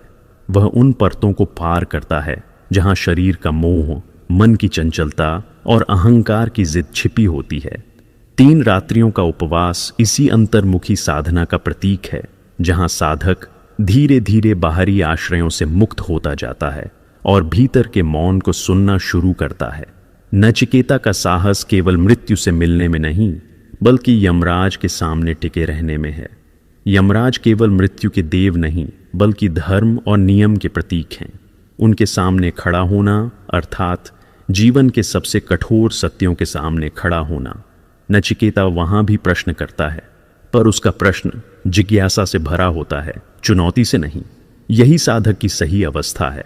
वह सत्य से लड़ता नहीं, उससे संवाद करता है। नचिकेता का यह भाव बताता है कि आत्मज्ञान के लिए निर्भयता आवश्यक है, पर यह निर्भयता विनम्रता के साथ आती है, अहंकार के साथ नहीं। नचिकेता का प्रतीकात्मक महत्व यहाँ और गहरा हो जाता है जब हम देखते हैं कि वह किसी विशेष वर्ग, आयु या अवस्था का प्रतिनिधि नहीं है। वह बालक है, इसलिए वह यह सिखाता है कि आत्मज्ञान के लिए उम्र की कोई शर्त नहीं। वह शिष्य है, इसलिए वह यह बताता है कि सीखने की भावना ही सबसे बड़ा धन है। वह राजकुमार नहीं, साधारण ब्राह्मण पुत्र है, इसलिए वह यह संकेत देता है कि सत्य किसी विशेष अधिकार या पद का बंधक नहीं। नचिकेता हर उस व्यक्ति का प्रतीक बन जाता है जिसके भीतर कभी न कभी यह प्रश्न उठा हो कि क्या यही जीवन का अंतिम सत्य है। नचिकेता की सबसे बड़ी विशेषता यह है कि वह अधूरे उत्तरों से संतुष्ट नहीं होता। यमराज जब पहले 2 वरदानों से उसे बहलाने का प्रयास करते हैं, तब भी वह अपने मूल प्रश्न से नहीं हटता। यह साधक की एक अत्यंत महत्वपूर्ण गुणवत्ता है। आध्यात्मिक मार्ग में कई ऐसे मोड़ आते हैं जहां आंशिक शांति, अस्थायी समाधान और मधुर अनुभव साधक को रोकने का प्रयास करते हैं। नचिकेता का चरित्र यह सिखाता है कि यदि प्रश्न सत्य का है तो उत्तर भी पूर्ण होना चाहिए। आधा सत्य अंततः असंतोष ही देता है। नचिकेता का साहस हमें यह भी सिखाता है कि आत्मज्ञान कोई भावुक यात्रा नहीं, बल्कि स्पष्ट और सजग प्रक्रिया है। वह रोता नहीं, शिकायत नहीं करता, अपने भाग्य को कोसता नहीं। वह जो है उसे स्वीकार करता है और जो जानना चाहता है उसे स्पष्ट शब्दों में रखता है। यही स्पष्टता साधक को भ्रम से बचाती है। नचिकेता के भीतर जो स्थिरता दिखाई देती है वह किसी अभ्यास का परिणाम नहीं, बल्कि उसकी ईमानदारी का फल है। वह अपने प्रश्न से भागता नहीं, इसलिए प्रश्न उसे परिपक्व बना देता है। इस प्रकार नचिकेता का प्रतीकात्मक महत्व केवल कथा तक सीमित नहीं रहता। वह हर उस साधक के भीतर जीवित हो उठता है जो जीवन की भीड़ में खड़े होकर भी मौन में यह पूछता है कि मैं कौन हूँ, यह जीवन क्या है और मृत्यु के पार क्या है। कठोपनिषद में नचिकेता का यह स्वरूप हमें यह स्मरण कराता है कि आत्मज्ञान कोई दूर की उपलब्धि नहीं, बल्कि उस साहस का फल है जो हमें अपने ही भीतर उतरने के लिए तैयार करता है। जब यह साहस जागता है तब साधक बाहरी संसार में रहते हुए भी भीतर की यात्रा पर निकल पड़ता है, और यही अंतर्मुखी यात्रा, यही निर्भयता, यही सत्य पिपासा नचिकेता को केवल एक पात्र नहीं बल्कि आत्मज्ञान के मार्ग का जीवंत प्रतीक बना देती है। आइए चलते हैं अब कठोपनिषद के उन महत्वपूर्ण मंत्रों की ओर जिनमें नचिकेता की जिज्ञासा और यमराज का उपदेश स्पष्ट रूप से सुनाई देता है। कठोपनिषद के महत्वपूर्ण मंत्र केवल दार्शनिक वाक्य नहीं हैं, बल्कि वे चेतना को जगाने वाले दिव्य उद्घोष हैं। ये मंत्र साधक को शब्दों के स्तर से उठाकर अनुभूति के स्तर तक ले जाने के लिए रचे गए हैं। उपनिषद स्वयं यह संकेत देता है कि मंत्रों को केवल पढ़ा नहीं जाता, बल्कि उन्हें जिया जाता है। जब साधक इन मंत्रों पर ठहरता है, उन्हें मनन में उतारता है और अपने जीवन में अनुभव करता है, तब ये मंत्र भीतर एक ऐसी क्रांति करते हैं जो धीरे धीरे भय, अज्ञान और आसक्ति को गलाकर शांति और स्थिरता में बदल देती है। कठोपनिषद का सबसे प्रसिद्ध और केंद्रीय मंत्र आत्मा के अजन्मा और अमर स्वरूप की घोषणा करता है। न जायते म्रियते व विपश्चित नायम कुतश्चिन्न बभूव कश्चित अजो नित्य शाश्वतोऽयं पुराणो न हन्यते हन्यमाणे शरीरे। इस मंत्र का भाव अत्यंत गहन है। आत्मा न जन्म लेती है और न ही कभी मरती है। वह किसी कारण से उत्पन्न नहीं होती और न ही किसी घटना से समाप्त होती है। यह शरीर जन्म लेता है, बढ़ता है, क्षीण होता है और नष्ट होता है, पर आत्मा इन सभी परिवर्तनों की साक्षी है। साधक जब इस मंत्र को केवल अर्थ के स्तर पर नहीं बल्कि अनुभूति के स्तर पर समझने लगता है, तब उसके भीतर जीवन और मृत्यु की परिभाषा ही बदलने लगती है। मृत्यु अब अंत नहीं रहती, बल्कि केवल एक परिवर्तन बन जाती है। यही बोध साधक को भीतर से निर्भय बनाता है। दूसरा, महत्वपूर्ण भाव शरीर और आत्मा के भेद को स्पष्ट करता है। कठोपनिषद बार बार साधक को यह स्मरण कराता है कि शरीर नश्वर है और आत्मा शाश्वत है। इस सत्य को दृढ़ करने वाला मंत्र है हंता चेन्मन्यते हंतु हतो चेन्मन्यते हतम उभौ तौ न विजानीतो नायम हंति न हन्यते। पोपोप इस मंत्र का भाव यह है कि जो मारने वाला स्वयं को हंता समझता है और जो मारा जाने वाला स्वयं को हत समझता है, वे दोनों ही आत्मा के सत्य को नहीं जानते। आत्मा न किसी को मारती है और न मारी जाती है। यह मंत्र साधक को यह बोध कराता है कि वास्तविक सत्ता शरीर के कर्मों से परे है। जब यह दृष्टि जीवन में उतरती है, तब साधक के भीतर से हिंसा, भय और असुरक्षा का मूल भाव धीरे धीरे समाप्त होने लगता है। वह जान जाता है कि परिवर्तन शरीर का है, अस्तित्व का नहीं। कठोपनिषद यह भी स्पष्ट करता है कि जो आत्मा को जान लेता है वह मृत्यु से मुक्त हो जाता है। यहाँ मुक्ति का अर्थ मृत्यु के बाद की कोई स्थिति नहीं, बल्कि जीवन में रहते हुए ही भय से मुक्ति है। यह भाव जिस मंत्र में प्रकट होता है वह साधक को सीधा अनुभव की ओर ले जाता है। यदा सर्वे प्रमुच्यन्ते कामा ये अस्य हृदि श्रिता अथ मर्त्योमृतो भवत्यत्र ब्रह्म समश्नुते। पैनिक।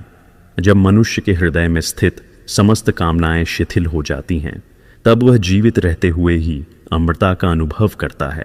यही जीवन मुक्ति है। साधक के भीतर जब इच्छाओं का उन्माद शांत होता है, तब चेतना अपने वास्तविक स्वरूप में स्थिर होने लगती है। मृत्यु का भय इच्छाओं से जुड़ा होता है, क्योंकि इच्छाएं शरीर और भविष्य से बंधी होती हैं। जैसे ही इच्छाओं का बंधन ढीला पड़ता है, वैसे ही मृत्यु का भय भी टूटने लगता है। ज्ञान के विषय में कठोपनिषद का दृष्टिकोण अत्यंत सूक्ष्म और क्रांतिकारी है। उपनिषद यह कहता है कि ज्ञान बाहर से अर्जित करने की वस्तु नहीं, बल्कि भीतर प्रकट होने वाला सत्य है। इस भाव को प्रकट करने वाला मंत्र है नायम आत्मा प्रवचनेन लभ्यो न मेधया न बहुना श्रुतेन यमेवैष वृणुते तेन लभ्य तस्यैष आत्मा विवृणुते तनुम स्वाम पिदासीन। यह आत्मा न तो केवल प्रवचनों से मिलती है, न तीव्र बुद्धि से, और न ही बहुत अधिक सुनने पढ़ने से। आत्मा उसी को प्रकट होती है जो उसे सच्चे भाव से चाहता है। यह मंत्र साधक को अहंकार से मुक्त करता है।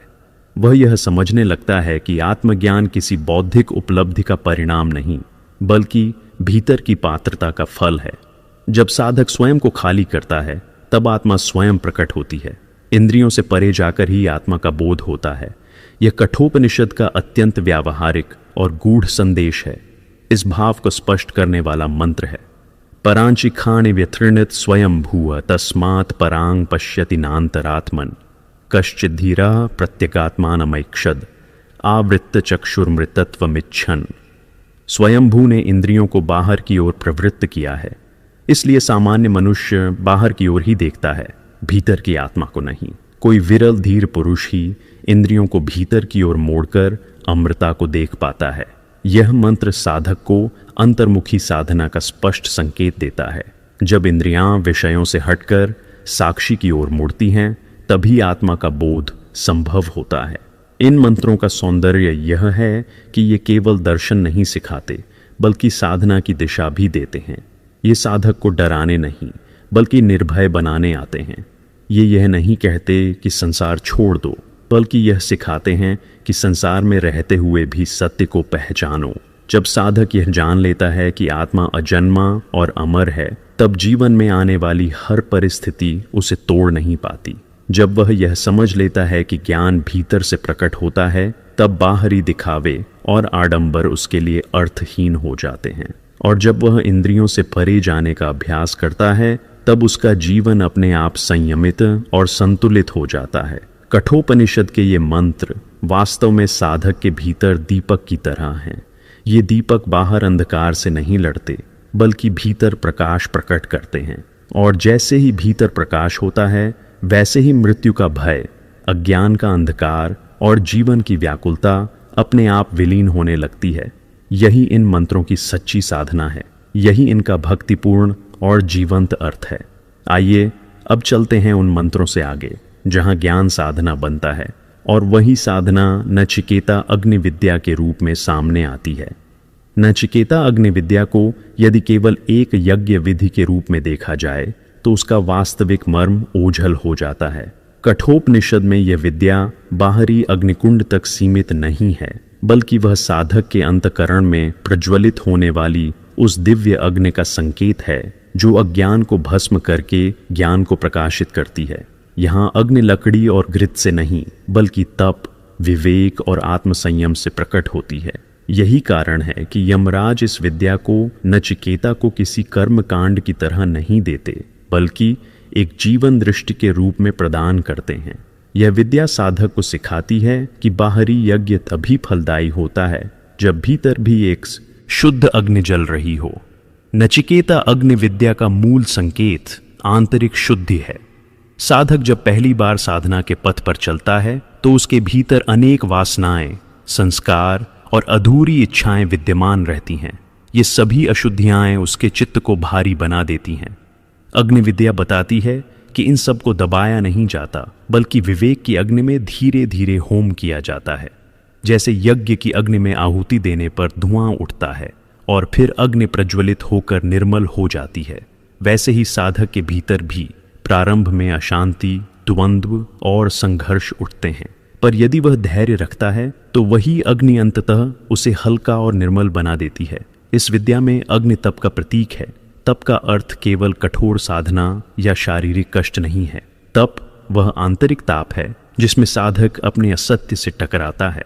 जब नचिकेता यमराज से अग्नि विद्या प्राप्त करता है तब वह यह सीखता है कि जीवन में हर परिस्थिति तप का अवसर है। सुख आए तो उसमें आसक्त न होना भी तप है, और दुख आए तो उससे भागना नहीं भी तप है। यह निरंतर सजगता ही तप का वास्तविक स्वरूप है। अग्नि विद्या साधक को यह सिखाती है कि तप बाहर नहीं, भीतर घटित होता है। अग्नि विवेक का भी प्रतीक है। विवेक वह शक्ति है जो साधक को सही और गलत का ही नहीं, बल्कि सत्य और असत्य का भेद कराती है। जैसे अग्नि सोने और मिट्टी को अलग अलग कर देती है, वैसे ही विवेक साधक के भीतर असली और नकली को स्पष्ट करता है। नचिकेता अग्नि विद्या में यह संकेत छिपा है कि बिना विवेक के कोई भी साधना अंधी हो सकती है। यमराज इस विद्या के माध्यम से नचिकेता को यह सिखाते हैं कि साधक को हर क्षण अपने भीतर जल रही अग्नि को देखना चाहिए। यदि वह बुझ रही है तो उसे पुनः प्रज्वलित करना चाहिए, और यदि वह उग्र हो रही है तो उसे संतुलित करना चाहिए। आत्मसंयम इस विद्या का तीसरा और अत्यंत महत्वपूर्ण प्रतीक है। अग्नि यदि अनियंत्रित हो जाए तो वह विनाश भी कर सकती है। उसी प्रकार तप और ज्ञान यदि संयम से रहित हों तो अहंकार का रूप ले सकते हैं। नचिकेता अग्नि विद्या साधक को यह सिखाती है कि अपनी ऊर्जा को कैसे केंद्रित किया जाए। इंद्रियां, मन और बुद्धि जब एक ही दिशा में प्रवाहित होते हैं तभी ज्ञान की अग्नि स्थिर रहती है। आत्मसंयम का अर्थ दमन नहीं, बल्कि दिशा देना है। यही कारण है कि यह विद्या साधक को कठोर नहीं, बल्कि परिपक्व बनाती है। यह विद्या यह भी बताती है कि ज्ञान की अग्नि बाहर से नहीं लाई जाती, वह साधक के भीतर पहले से ही विद्यमान है। जैसे अग्नि लकड़ी में सुप्त रूप से रहती है और मंथन से प्रकट होती है, वैसे ही आत्मज्ञान हर मनुष्य के भीतर छिपा हुआ है। साधना का उद्देश्य केवल उस मंथन को संभव बनाना है।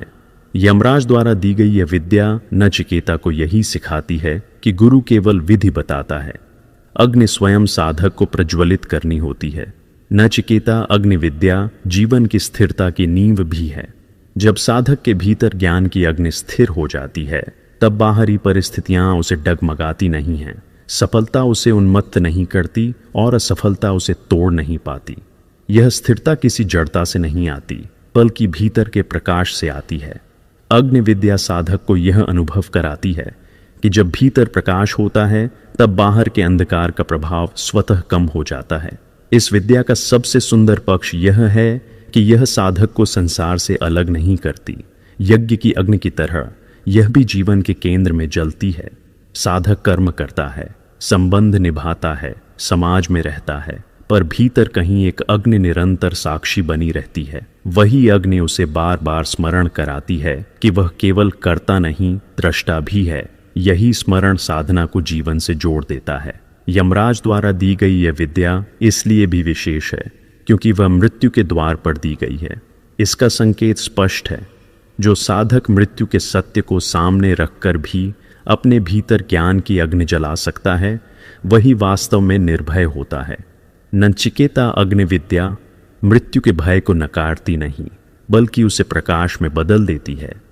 जब भय ज्ञान की अग्नि में समर्पित हो जाता है, तब वही भय साधक की जागरूकता बन जाता है।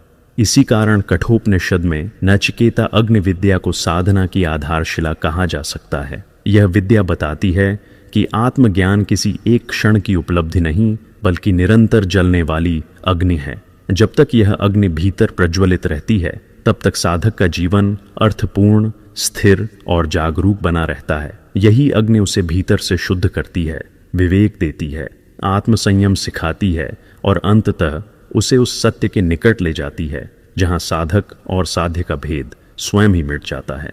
और आइए अब चलते हैं ये समझने कि नचिकेता को दी गई अग्निविद्या का वही स्वर गीता में कैसे विस्तृत रूप से सुनाई देता है।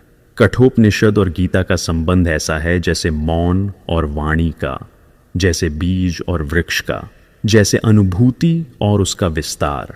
कठोपनिषद जहां बहुत संक्षिप्त शब्दों में गहनतम सत्य को संकेतों और प्रतीकों के माध्यम से रख देता है, वहीं गीता उसी सत्य को जीवन के प्रत्येक स्तर पर विस्तार देकर साधक के सामने रखती है। कठोपनिषद मृत्यु के द्वार पर खड़े एक जिज्ञासु बालक और यमराज के संवाद के माध्यम से आत्मा का रहस्य खोलता है, जबकि भगवद गीता युद्ध भूमि में खड़े एक विचलित योद्धा और स्वयं भगवान श्री कृष्ण के संवाद के माध्यम से उसी आत्मतत्व को कर्म, भक्ति और ज्ञान के साथ जोड़ देती है। दोनों ग्रंथों का उद्देश्य अलग नहीं है, केवल अभिव्यक्ति का स्वर अलग है। श्रेय और प्रेय का सिद्धांत कठोपनिषद की आत्मा है। नचिकेता के सामने जब यमराज भोग, धन और दीर्घ आयु का प्रलोभन रखते हैं, तब वे वास्तव में हर युग के मनुष्य के सामने उपस्थित विकल्पों को रख देते हैं। प्रेय वह है जो तुरंत सुख देता है, जो इंद्रियों को तृप्त करता है, जो मन को बहलाता है पर अंततः बांधता है। श्रेय वह है जो आरंभ में कठिन लगता है पर अंततः मुक्त करता है। यही सिद्धांत गीता में निष्काम कर्म के रूप में विस्तृत होता है।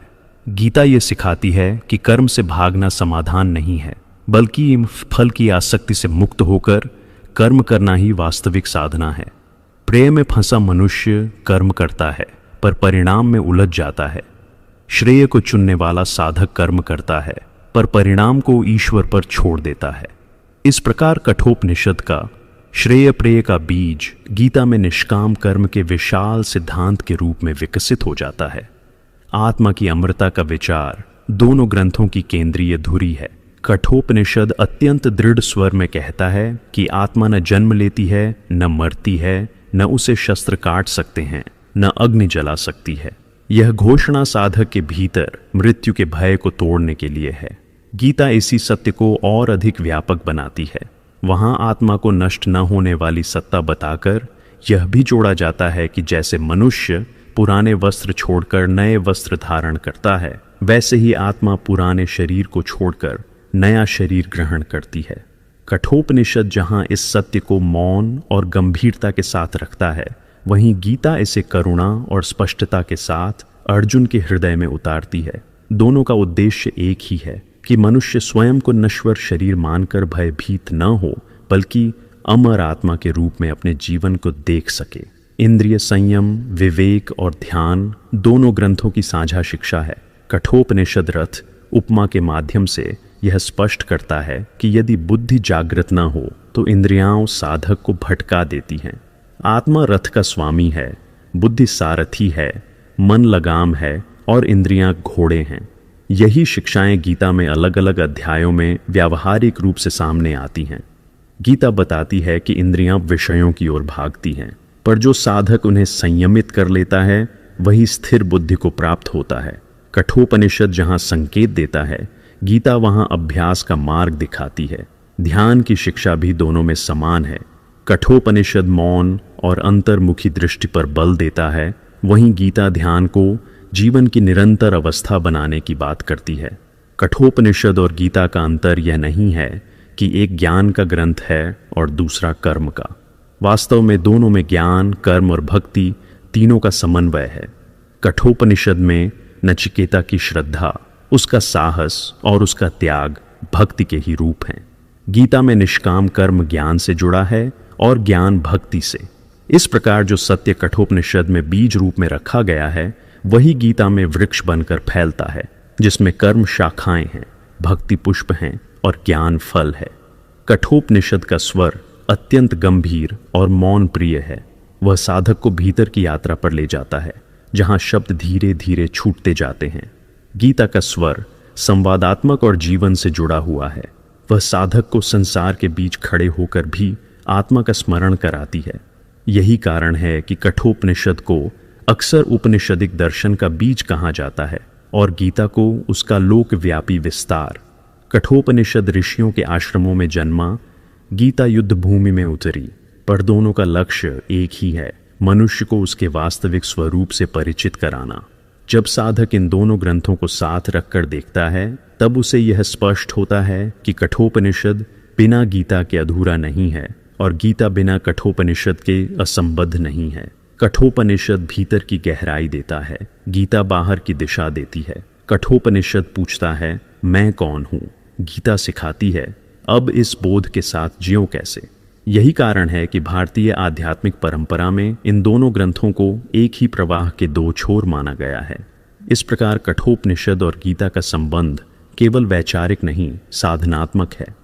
कठोपनिषद साधक के भीतर प्रश्न जगाता है, गीता उसी प्रश्न को जीवन की कसौटी पर उतारती है। कठोपनिषद बीज है जिसमें आत्मा का पूरा वृक्ष समाया हुआ है और गीता वह विस्तृत वृक्ष है जो छाया भी देता है, फल भी देता है और मार्ग भी दिखाता है। जब साधक इन दोनों को एक साथ समझता और जीता है तब उसका आध्यात्मिक पथ संतुलित, गहन और पूर्ण हो जाता है।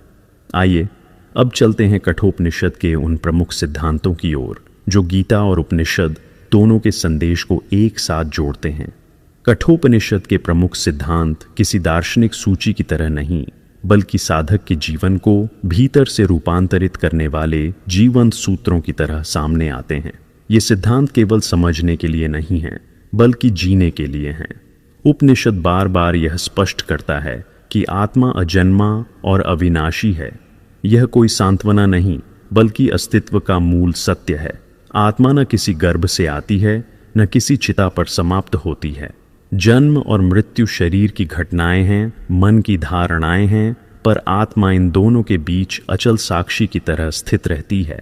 साधक जब इस सत्य को केवल सुनता नहीं, बल्कि बार बार अपने अनुभव में परखता है, तब उसके भीतर जीवन को देखने का पूरा ढंग बदलने लगता है। भय का आधार धीरे धीरे कमजोर पड़ने लगता है, क्योंकि भय उसी का होता है जो नष्ट हो सकता है। जब यह बोध गहरा होता है कि मैं नश्वर नहीं हूँ, तब जीवन का हर क्षण अधिक सजग और अर्थपूर्ण बन जाता है। इन सिद्धांतों में विवेक को साधना का आधार कहा गया है और यह बात अत्यंत महत्वपूर्ण है। विवेक का अर्थ केवल सही गलत का निर्णय नहीं, बल्कि नित्य और अनित्य का भेद करने की क्षमता है। उपनिषद यह नहीं कहता कि साधक को संसार छोड़ देना चाहिए, बल्कि यह सिखाता है कि संसार को उसकी सही जगह पर रखा जाए। विवेक वही दीपक है जिसके प्रकाश में साधक देख पाता है कि कौन सा सुख उसे बांध रहा है और कौन सा उसे मुक्त कर रहा है। बिना विवेक के तप भी अहंकार बन सकता है, ज्ञान भी बोझ बन सकता है और भक्ति भी अंधी हो सकती है। इसलिए विवेक को कठोपनिषद में साधना की जड़ कहा गया है।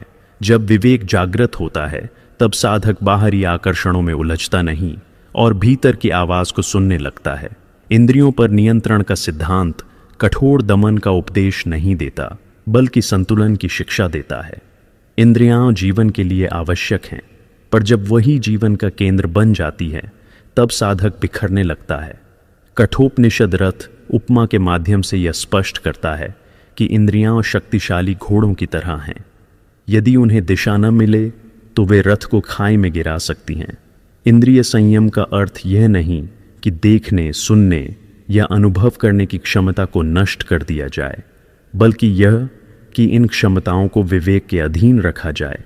जब साधक इंद्रियों का स्वामी बनता है तब वही इंद्रियां साधना का साधन बन जाती हैं।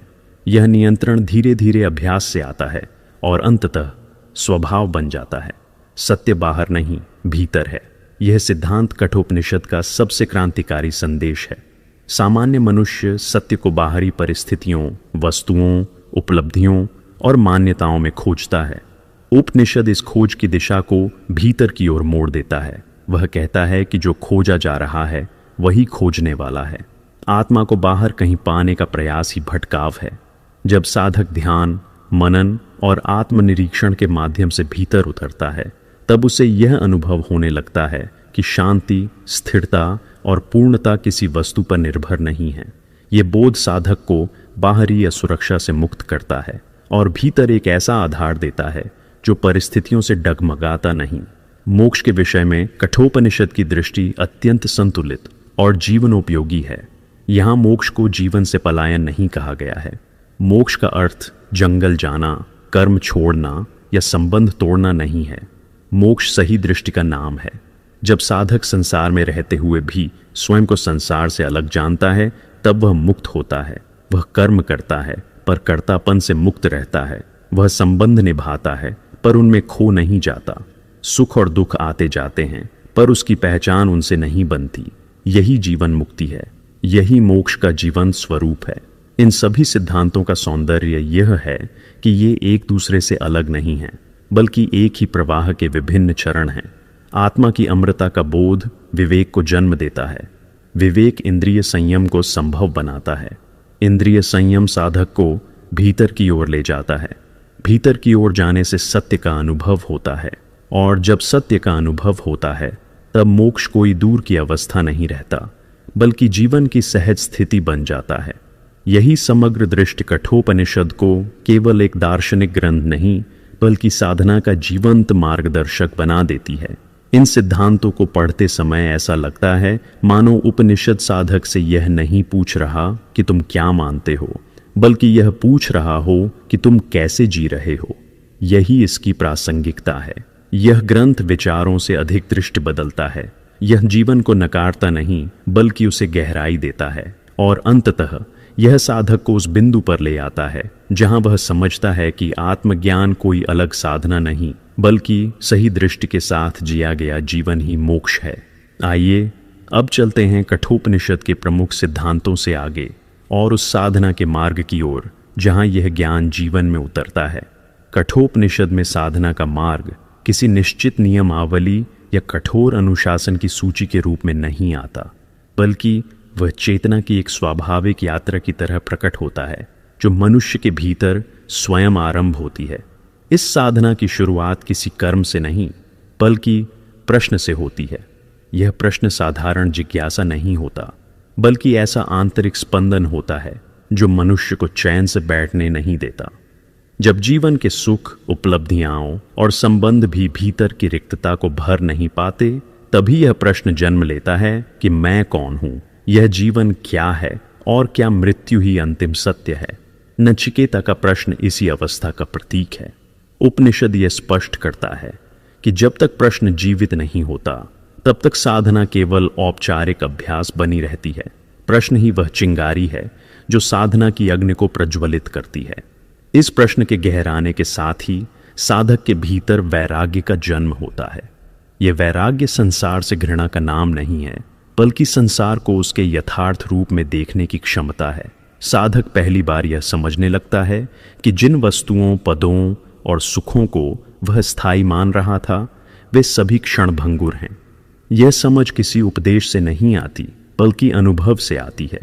जब सुख आता है और चला जाता है, जब संबंध बनते हैं और टूटते हैं, जब शरीर बदलता है और दुर्बल होता है, तब साधक के भीतर यह स्पष्टता जन्म लेती है कि जो बदल रहा है वह अंतिम सत्य नहीं हो सकता। यही वैराग्य साधना का पहला चरण है। यह साधक को भीतर की ओर मोड़ता है और उसे यह साहस देता है कि वह सत्य की खोज में आगे बढ़ सके। वैराग्य के बाद साधना का मार्ग संयम की ओर ले जाता है। संयम का अर्थ दमन नहीं है। कठोपनिषद संयम को सजगता के रूप में प्रस्तुत करता है। साधक ये देखने लगता है कि उसकी इंद्रियां किस ओर दौड़ रही हैं, उसका मन किन विषयों में उलझ रहा है और उसकी ऊर्जा कहाँ व्यर्थ हो रही है। इस देखने के साथ ही संयम धीरे धीरे विकसित होता है। साधक इंद्रियों को रोकता नहीं, बल्कि उन्हें दिशा देता है। वह भोजन करता है पर आसक्ति से मुक्त रहता है। वह बोलता है पर अनावश्यक नहीं बोलता। वह कर्म करता है पर परिणाम में उलझता नहीं। यही संयम का अभ्यास है। यह अभ्यास किसी एक दिन में पूर्ण नहीं होता, बल्कि निरंतर सजगता से परिपक्व होता है। जब संयम स्थिर होने लगता है, तब साधना ध्यान की अवस्था में प्रवेश करती है। ध्यान यहाँ किसी विशेष मुद्रा या समय तक सीमित अभ्यास नहीं रहता। यह एक ऐसी अवस्था बन जाती है जहाँ साधक का मन स्वाभाविक रूप से भीतर ठहरने लगता है। विचार आते हैं, पर वे साधक को बाहर नहीं ले जाते। भावनाएं उठती हैं, पर वे साधक की पहचान नहीं बनती। ध्यान का अर्थ है साक्षी भाव में रहना। यह वही अवस्था है जहां साधक पहली बार भीतर एक गहरी शांति का अनुभव करता है, जो बाहरी परिस्थितियों पर निर्भर नहीं होती। यही ध्यान साधना की परिपक्व अवस्था है, जहां साधक प्रयास से अधिक सहजता में प्रवेश करता है। इस पूरे मार्ग का अंतिम फल आत्मबोध है। आत्मबोध कोई नई उपलब्धि नहीं है, बल्कि स्वयं के वास्तविक स्वरूप की पहचान है। साधक यह नहीं कहता कि उसने आत्मा को पा लिया, बल्कि वह यह अनुभव करता है कि जिसे वह खोज रहा था वही भी स्वयं है। इस बोध के साथ ही भय समाप्त होने लगता है, विशेष रूप से मृत्यु का भय। जीवन अब संघर्ष नहीं रहता, बल्कि एक जागरूक प्रवाह बन जाता है। साधक संसार में रहता है, कर्म करता है, संबंध निभाता है, पर भीतर से मुक्त रहता है। यही आत्मबोध साधना का फल है और यही मोक्ष का जीवंत रूप है। कठोपनिषद का यह साधना मार्ग इसलिए अद्वितीय है क्योंकि यह मनुष्य को उसके जीवन से काटता नहीं, बल्कि जीवन को गहराई देता है।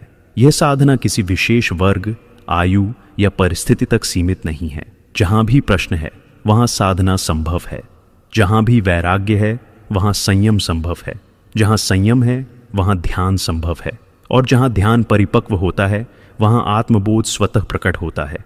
यही कारण है कि कठोपनिषद का साधना मार्ग कालातीत है। ये हर युग, हर समाज और हर साधक के लिए उतना ही प्रासंगिक है जितना नचिकेता के समय में था।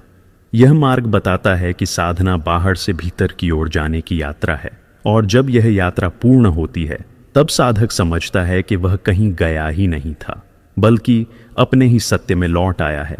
आइए अब चलते हैं साधना के मार्ग से आगे और उस योग दृष्टिकोण की ओर जहां यह साधना चेतना का अनुशासन बन जाती है। कठोपनिषद में साधना और योग का दृष्टिकोण किसी तकनीक या पद्धति तक सीमित नहीं है, बल्कि वह चेतना के रूपांतरण की एक गहन प्रक्रिया है। यहाँ योग शरीर को मोड़ने या श्वास को नियंत्रित करने भर का अभ्यास नहीं, बल्कि मनुष्य की संपूर्ण दृष्टि को भीतर की ओर स्थिर करने का मार्ग है। उपनिषद स्पष्ट करता है कि मन को इंद्रियों से हटाकर आत्मा में स्थिर करना ही वास्तविक योग है। इंद्रियां स्वभाव से बाहर की ओर दौड़ती हैं। वे रूप, रस, गंध, शब्द और स्पर्श में उलझकर चेतना को बिखेर देती हैं। साधना का अर्थ इंद्रियों को नष्ट करना नहीं, बल्कि उनकी दिशा बदलना है। जब वही इंद्रियां मन के साथ मिलकर आत्मा की ओर मुड़ती हैं, तब चेतना का प्रवाह भीतर केंद्रित होने लगता है। यही योग का प्रारंभिक और सबसे आवश्यक संकेत है। इस दृष्टि में मन को शत्रु नहीं माना गया है। कठोपनिषद मन को उस सेतु की तरह देखता है जो या तो साधक को विषयों में बांध सकता है या आत्मा से जोड़ सकता है। जब मन इंद्रियों के पीछे दौड़ता है तब वह अशांत रहता है, और जब वह आत्मा की ओर मुड़ता है तब वही मन शांति का आधार बन जाता है। योग यहाँ मन को दबाने का नाम नहीं, बल्कि मन को सही स्थान पर विश्राम देने का नाम है। जैसे थका हुआ यात्री अंततः अपने घर लौटकर शांति पाता है, वैसे ही मन जब आत्मा में ठहरता है तब उसे विश्राम मिलता है। यही विश्राम योग की पहली अनुभूति है। ध्यान को कठोपनिषद में किसी विशेष अभ्यास या समय सीमा तक सीमित नहीं किया गया है। यहाँ ध्यान को सहज अवस्था बताया गया है। इसका अर्थ यह है कि ध्यान कोई ऐसी क्रिया नहीं जिसे जबरन किया जाए। जब साधक का मन धीरे धीरे बाहरी आकर्षणों से मुक्त होता है तब ध्यान अपने आप घटित होने लगता है। यह वैसा ही है जैसे जल की सतह पर उठती लहरें तब शांत हो जाती हैं जब हवा थम जाती है। ध्यान कोई अतिरिक्त प्रयास नहीं, बल्कि प्रयासों के शिथिल होने से उत्पन्न अवस्था है। इस अवस्था में साधक सजग होता है पर तनावग्रस्त नहीं। वह जागृत होता है पर बोझिल नहीं। यही सहज ध्यान कठोपनिषद का योग दर्शन है। योग को यहाँ शरीर से अधिक चेतना का अनुशासन कहा गया है। शरीर का अनुशासन आवश्यक है, पर वह साधन है, साध्य नहीं। यदि शरीर स्वस्थ और संतुलित नहीं होगा तो साधना कठिन होगी, पर केवल शरीर को साध लेने से आत्मबोध नहीं होता। कठोपनिषद इस भ्रम को स्पष्ट रूप से तोड़ता है। वह कहता है कि चेतना का अनुशासन ही वास्तविक साधना है। चेतना का अनुशासन अर्थात यह स्पष्टता कि विचार आएंगे, भावनाएं उठेंगी, इंद्रियां आकर्षित होंगी, पर साधक उनमें डूबेगा नहीं। वह उन्हें देखेगा, समझेगा और उनसे अलग खड़ा रहेगा। यही साक्षी भाव योग का केंद्र है। इस दृष्टिकोण में योग जीवन से अलग कोई अभ्यास नहीं रह जाता। साधक चलता है, बोलता है, कार्य करता है, पर भीतर कहीं एक जागरूकता बनी रहती है। यही जागरूकता धीरे धीरे स्थिर होने लगती है। जब यह स्थिरता गहराती है तब ध्यान और योग अलग नहीं रहते। साधक को यह अनुभव होने लगता है कि ध्यान किसी एक समय की क्रिया नहीं, बल्कि पूरे दिन की अवस्था है। यही कारण है कि कठोपनिषद में योग को साधना की चरम अवस्था से जोड़ा गया है, न कि प्रारंभिक अभ्यास से। कठोपनिषद का योग दर्शन राजयोग और ज्ञान योग दोनों का समन्वय करता है। राजयोग का सार है मन का अनुशासन और ध्यान की गहराई। ज्ञान योग का सार है आत्मा के सत्य का बोध। यहाँ दोनों एक दूसरे से अलग नहीं हैं। जब मन शांत होता है तब आत्मा का सत्य स्पष्ट होता है, और जब आत्मा का सत्य स्पष्ट होता है तब मन स्वाभाविक रूप से शांत हो जाता है। यह परस्पर पोषण की प्रक्रिया है। कठोपनिषद यह नहीं कहता कि पहले ज्ञान हो और फिर योग, या पहले योग हो और फिर ज्ञान। यहाँ दोनों साथ साथ विकसित होते हैं, जैसे दो पंखों से पक्षी उड़ता है। इस योग दृष्टि में गुरु की भूमिका भी अत्यंत महत्वपूर्ण है। यमराज यहाँ केवल उपदेशक नहीं बल्कि मार्गदर्शक हैं। वे नचिकेता को किसी जटिल साधना में नहीं बांधते, बल्कि उसे उसकी ही चेतना की ओर संकेत करते हैं। यही गुरु का कार्य है। गुरु बाहर से कुछ देता नहीं, भीतर छिपे सत्य की ओर उंगली उठा देता है। साधक को स्वयं देखना होता है, स्वयं ठहरना होता है। यही आत्मनिर्भरता योग को गहरा बनाती है। कठोपनिषद का योग दर्शन इसलिए भी अद्वितीय है क्योंकि यह भय के मूल पर काम करता है। जब मन इंद्रियों में उलझा रहता है तब भय बना रहता है। भय भविष्य का होता है, मृत्यु का होता है, खोने का होता है। जैसे जैसे चेतना भीतर स्थिर होती है वैसे वैसे भय का आधार कमजोर पड़ता है। साधक अनुभव करता है कि जो देख रहा है वह नष्ट नहीं होता। यही अनुभव योग की वास्तविक सिद्ध है। यहाँ कोई चमत्कार नहीं, कोई अलौकिक दृश्य नहीं, बल्कि एक गहरी शांत निर्भयता प्रकट होती है। यह दृष्टिकोण साधक को संसार से अलग नहीं करता। इसके विपरीत यह उसे संसार में अधिक संतुलित और करुण बनाता है। जब चेतना स्थिर होती है तब साधक दूसरों की पीड़ा को स्पष्ट देख पाता है, पर उसमें बहता नहीं। उसकी करुणा भावुकता नहीं बल्कि समझ से उपजती है। यही कारण है कि कठोपनिषद का योग जीवन से पलायन नहीं बल्कि जीवन में जागरूक उपस्थिति सिखाता है। इस समग्र दृष्टि में योग कोई लक्ष्य नहीं बल्कि यात्रा का स्वभाव बन जाता है। साधक यह नहीं पूछता कि वह कितनी देर ध्यान में बैठा या कितनी सिद्ध प्राप्त की। वह केवल यह देखता है कि वह कितना सजग है, कितना सत्य के निकट है। यही सजगता धीरे धीरे स्थायी हो जाती है। यही स्थायित्व योग की पूर्णता है। इसी कारण कठोपनिषद में साधना और योग का दृष्टिकोण अत्यंत सूक्ष्म, गहन और कालातीत है। यह योग को किसी मत, किसी संप्रदाय या किसी तकनीक तक सीमित नहीं करता। यह योग को मनुष्य की आंतरिक संभावना के रूप में प्रस्तुत करता है। जब मन इंद्रियों से हटकर आत्मा में स्थिर होता है, जब ध्यान सहज बन जाता है, जब चेतना अनुशासित होती है और ज्ञान स्वाभाविक रूप से प्रकट होता है, तब योग कोई अभ्यास नहीं रह जाता बल्कि जीवन की स्वाभाविक अवस्था बन जाता है। यही कठोपनिषद का मौन पर अत्यंत जीवंत योग दर्शन है। आइए अब चलते हैं ये समझने के लिए कि कठोपनिषद की साधना और योग दृष्टि आधुनिक जीवन में क्यों और कैसे सार्थक बनती है। आधुनिक जीवन में कठोपनिषद का महत्व समझने के लिए किसी प्राचीन काल की कल्पना में जाने की आवश्यकता नहीं है, क्योंकि आज का मन भी उतना ही चंचल है जितना नचिकेता के समय का मन था। अंतर केवल इतना है कि तब चंचलता सीमित साधनों में प्रकट होती थी और आज वह असंख्य विकल्पों, सूचनाओं और आकांक्षाओं के रूप में सामने खड़ी है। आज का मन भी लगातार कहीं और रहने की आदत में जी रहा है। शरीर एक जगह है पर मन किसी और जगह भटक रहा है। मोबाइल स्क्रीन, सामाजिक अपेक्षाएं, तुलना की दौड़ और निरंतर उपलब्ध रहने का दबाव मन को स्थिर नहीं रहने देता। यही चंचलता आज के तनाव, बेचैनी और भीतर की थकान का मूल कारण बन गई है। कठोपनिषद इस चंचल मन को दोष नहीं देता, बल्कि उसे समझने की दृष्टि देता है। वह कहता है कि मन का स्वभाव ही बाहर की ओर दौड़ना है, पर यही मन यदि विवेक के साथ भीतर की ओर मोड़ दिया जाए तो वही शांति का आधार बन सकता है। आज के युग में भोग और उपभोग प्रेय के सबसे सशक्त रूप बन गए हैं। सुख को अब अनुभव नहीं, उपभोग माना जाने लगा है। अधिक खरीदना, अधिक देखना, अधिक पाना ही सफलता का मापदंड बन गया है। पर इस अधिक की दौड़ में मनुष्य भीतर से अधिक खाली होता चला जा रहा है। कठोपनिषद का प्रेय श्रेय का सिद्धांत यहाँ अत्यंत प्रासंगिक हो जाता है। प्रेय आज भी वही है जो तुरंत सुख देता है, पर दीर्घ काल में असंतोष छोड़ जाता है।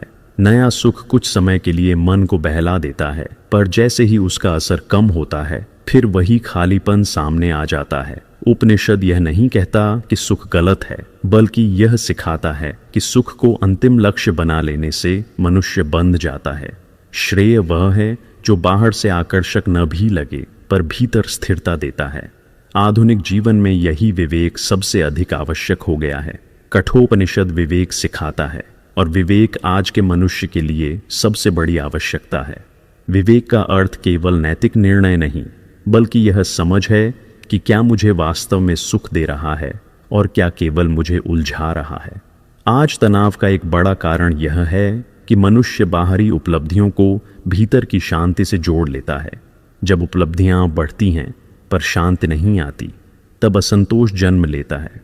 कठोपनिषद इस असंतोष को दबाने का सुझाव नहीं देता, बल्कि उसकी जड़ तक जाने की प्रेरणा देता है। वह कहता है कि जो बदल रहा है वह स्थिरता नहीं दे सकता। स्थिरता का स्रोत भीतर है। यह दृष्टि आधुनिक मनुष्य को अपने जीवन को नए सिरे से देखने का साहस देती है। तनाव, भय और असुरक्षा आज के जीवन के स्थायी साथी बन गए हैं। भविष्य का भय, असफल होने का डर, संबंध टूटने की आशंका और पहचान खोने का संकट मन को निरंतर दबाव में रखता है। कठोपनिषद इन भावनाओं को आध्यात्मिक कमजोरी नहीं मानता, बल्कि उन्हें गलत पहचान का परिणाम बताता है। जब मनुष्य स्वयं को केवल शरीर, पद या भूमिका मान लेता है, तब इन सब के खोने का भय स्वाभाविक हो जाता है। उपनिषद आत्मा की अमरता का बोध देकर इस भय की जड़ पर प्रहार करता है। वह कहता है कि जो देखने वाला है वह नष्ट नहीं होता। यह बोध कोई कल्पना नहीं, बल्कि एक आंतरिक अनुभव है जो धीरे धीरे साधना से प्रकट होता है। आधुनिक जीवन में यही बोध मनुष्य को भीतर से मजबूत बनाता है। कठोपनिषद यह सिखाता है कि स्थिरता बाहर नहीं, भीतर है। आज मनुष्य स्थिरता को परिस्थितियों में खोजता है। बेहतर नौकरी, सुरक्षित भविष्य, स्थायी संबंध और आर्थिक मजबूती में वह शांति ढूंढता है। पर परिस्थितियां स्वभाव से बदलने वाली हैं। जब स्थिरता का आधार ही अस्थिर हो तो शांति कैसे टिके?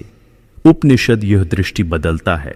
वह कहता है कि परिस्थितियां बदलती रहेंगी, पर यदि भीतर एक स्थिर केंद्र बन जाए तो परिवर्तन भय नहीं बनता।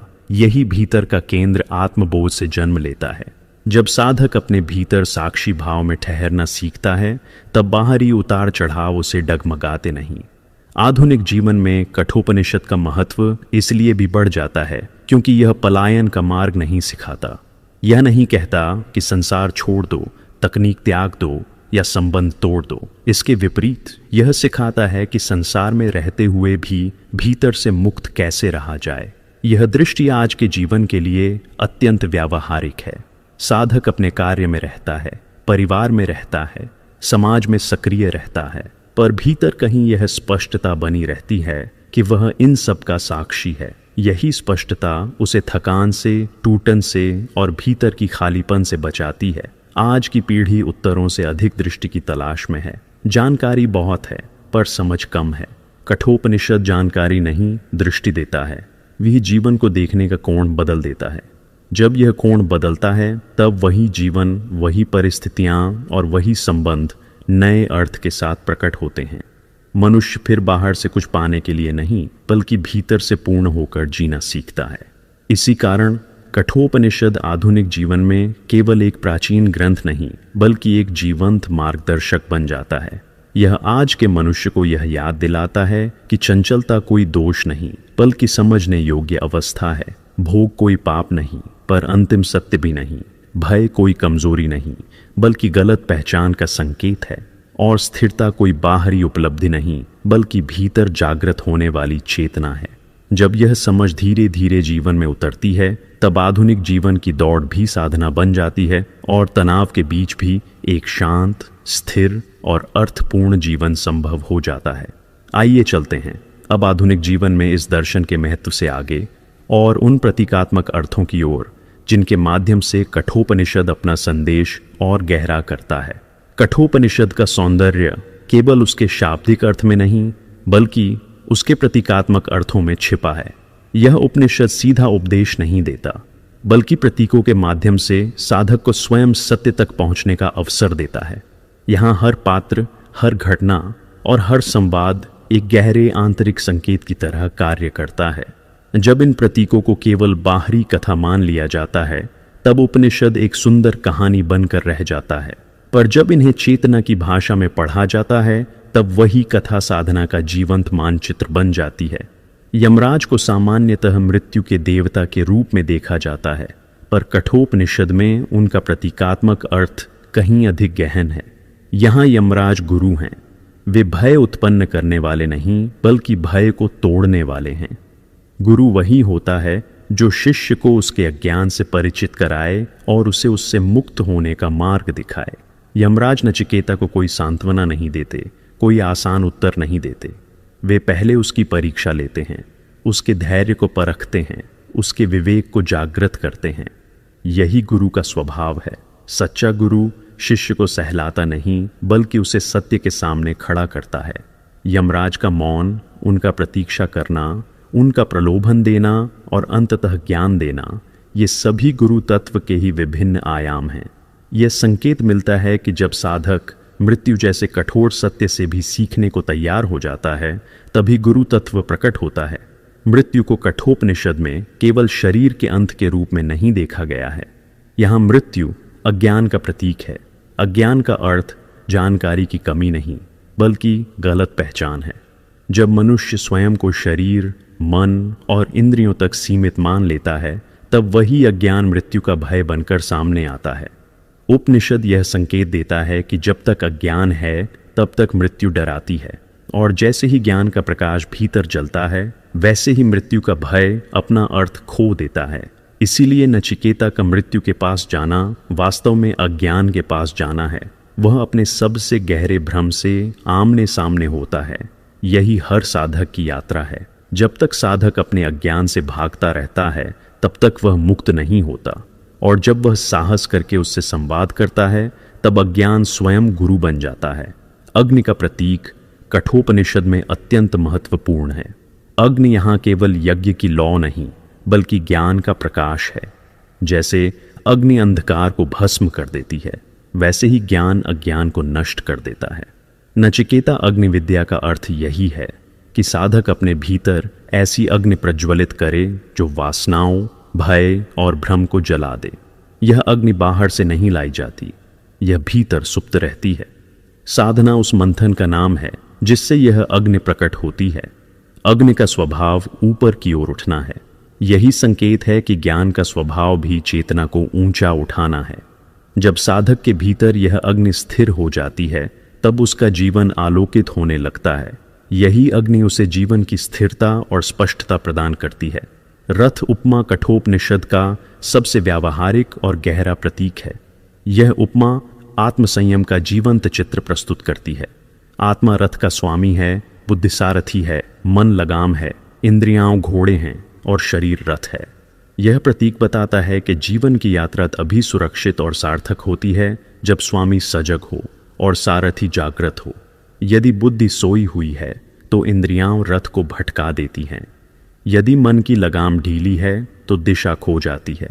यह उपमा साधक को यह सिखाती है कि आत्मसंयम का अर्थ इंद्रियों को दबाना नहीं बल्कि उन्हें सही दिशा देना है। जब साधक स्वयं को रथ नहीं बल्कि रथ का स्वामी समझने लगता है तब जीवन की घटनाएं उसे बहा नहीं ले जाती। मार्ग का प्रतीक साधना पथ को दर्शाता है। यह मार्ग कोई भौतिक रास्ता नहीं, बल्कि चेतना की यात्रा है। नचिकेता का यमलोक गमन इसी मार्ग का प्रतीक है। यह बाहर की यात्रा नहीं, बल्कि भीतर की यात्रा है। मार्ग यहाँ क्रमिक विकास का संकेत देता है। साधना एक छलांग नहीं है। यह प्रश्न से आरंभ होती है, वैराग्य से गुजरती है, संयम में स्थिर होती है, ध्यान में परिपक्व होती है और आत्मबोध में पूर्ण होती है। मार्ग का अर्थ यह भी है कि साधना में दिशा आवश्यक है। बिना दिशा के किया गया प्रयास थकान तो दे सकता है, पर मुक्ति नहीं। कठोपनिषद साधक को यह दिशा प्रदान करता है। इन सभी प्रतीकों का समन्वय यह स्पष्ट करता है कि कठोपनिषद किसी पौराणिक कथा का संग्रह नहीं, बल्कि आत्मा की यात्रा का प्रतीकात्मक मानचित्र है। यमराज गुरु हैं, मृत्यु अज्ञान है, अग्नि ज्ञान है, रथ आत्म संयम है और मार्ग साधना पथ है। जब साधक इन प्रतीकों को अपने जीवन में पहचानने लगता है, तब उपनिषद उसके लिए जीवंत हो उठता है। तब नचिकेता कोई दूर का पात्र नहीं रहता, बल्कि साधक स्वयं नचिकेता बन जाता है। उसका हर प्रश्न, हर संघर्ष और हर अनुभव उसी कथा का हिस्सा बन जाता है। यही कारण है कि कठोपनिषद को पढ़ते समय केवल बुद्धि से नहीं, बल्कि हृदय और अनुभव से पढ़ना आवश्यक है। इसके प्रतीक हमें बाहर की दुनिया से हटाकर भीतर की यात्रा पर ले जाते हैं। वे हमें यह सिखाते हैं कि सत्य को बाहर ढूंढना व्यर्थ है, क्योंकि वही सत्य हमारे भीतर साक्षी बनकर बैठा है। जब यह समझ गहराती है, तब मृत्यु भय नहीं रहती, ज्ञान बोझ नहीं रहता और साधना प्रयास नहीं रहती। तब जीवन स्वयं एक साधना बन जाता है और साधक हर क्षण उसी मार्ग पर चलता हुआ अपने ही सत्य की ओर बढ़ता रहता है। आइए चलते हैं अब प्रतीकात्मक अर्थ से आगे और उस दार्शनिक संदेश की ओर जो कठोपनिषद का वास्तविक सार है। कठोपनिषद का दार्शनिक संदेश अत्यंत सरल दिखाई देता है, पर उसका प्रभाव उतना ही गहन और परिवर्तनकारी है। यह ग्रंथ किसी जटिल दर्शन का बोझ साधक पर नहीं डालता, बल्कि जीवन के मूल सत्य को अत्यंत शांत और करुण स्वर में प्रकट करता है। इसका पहला और सबसे केंद्रीय संदेश यही है कि जानना ही मुक्त होना है। यहाँ जानने का अर्थ जानकारी एकत्र करना नहीं, शास्त्रों को याद कर लेना नहीं है, बल्कि स्वयं को पहचान लेना है। जब तक मनुष्य अपने आप को शरीर, नाम, भूमिका और परिस्थितियों तक सीमित मानता है, तब तक वह बंधन में रहता है। जैसे ही उसे यह बोध होता है कि वह इन सब का साक्षी है, वही क्षण मुक्ति का क्षण बन जाता है। यह मुक्ति किसी भविष्य की उपलब्धि नहीं, बल्कि वर्तमान में घटित होने वाली पहचान है। कठोपनिषद इसी पहचान की ओर साधक को बार बार लौटाता है। भय के विषय में उपनिषद की दृष्टि अत्यंत स्पष्ट है। यह कहता है कि भय किसी बाहरी शक्ति से नहीं, बल्कि अज्ञान से पैदा होता है। मनुष्य जिस वस्तु को नहीं जानता, उससे डरता है। मृत्यु का भय इसलिए नहीं होता कि मृत्यु कोई भयानक सत्ता है, बल्कि इसलिए होता है कि मनुष्य स्वयं को नश्वर मान लेता है। जब आत्मा के अमर स्वरूप का बोध नहीं होता, तब हर परिवर्तन डराने लगता है। उम्र बढ़ना, संबंध टूटना, पद छिन जाना सब भय का कारण बन जाते हैं। कठोपनिषद यह नहीं कहता कि भय को दबा दो या नकार दो, बल्कि यह सिखाता है कि भय को समझो। जब साधक यह देखने लगता है कि भय उसके भीतर एक विचार की तरह उठता है और वह स्वयं उस विचार को देखने वाला है, तब भय की पकड़ ढीली पड़ने लगती है। अज्ञान के हटते ही भय स्वयं ही गलने लगता है, जैसे प्रकाश होते ही अंधकार का अस्तित्व समाप्त हो जाता है। आत्मा का बोध ही परम शांति है। यह कठोपनिषद का सबसे करुण और आश्वस्त करने वाला संदेश है। संसार में मनुष्य शांति को बाहर खोजता है। वह परिस्थितियां बदलना चाहता है, संबंध सुधारना चाहता है, सुरक्षा इकट्ठी करना चाहता है, ताकि भीतर शांति आ सके। पर उपनिषद कहता है कि जो बदलता है वह स्थायी शांति नहीं दे सकता। शांति का स्रोत आत्मा है, क्योंकि आत्मा स्वयं पूर्ण है।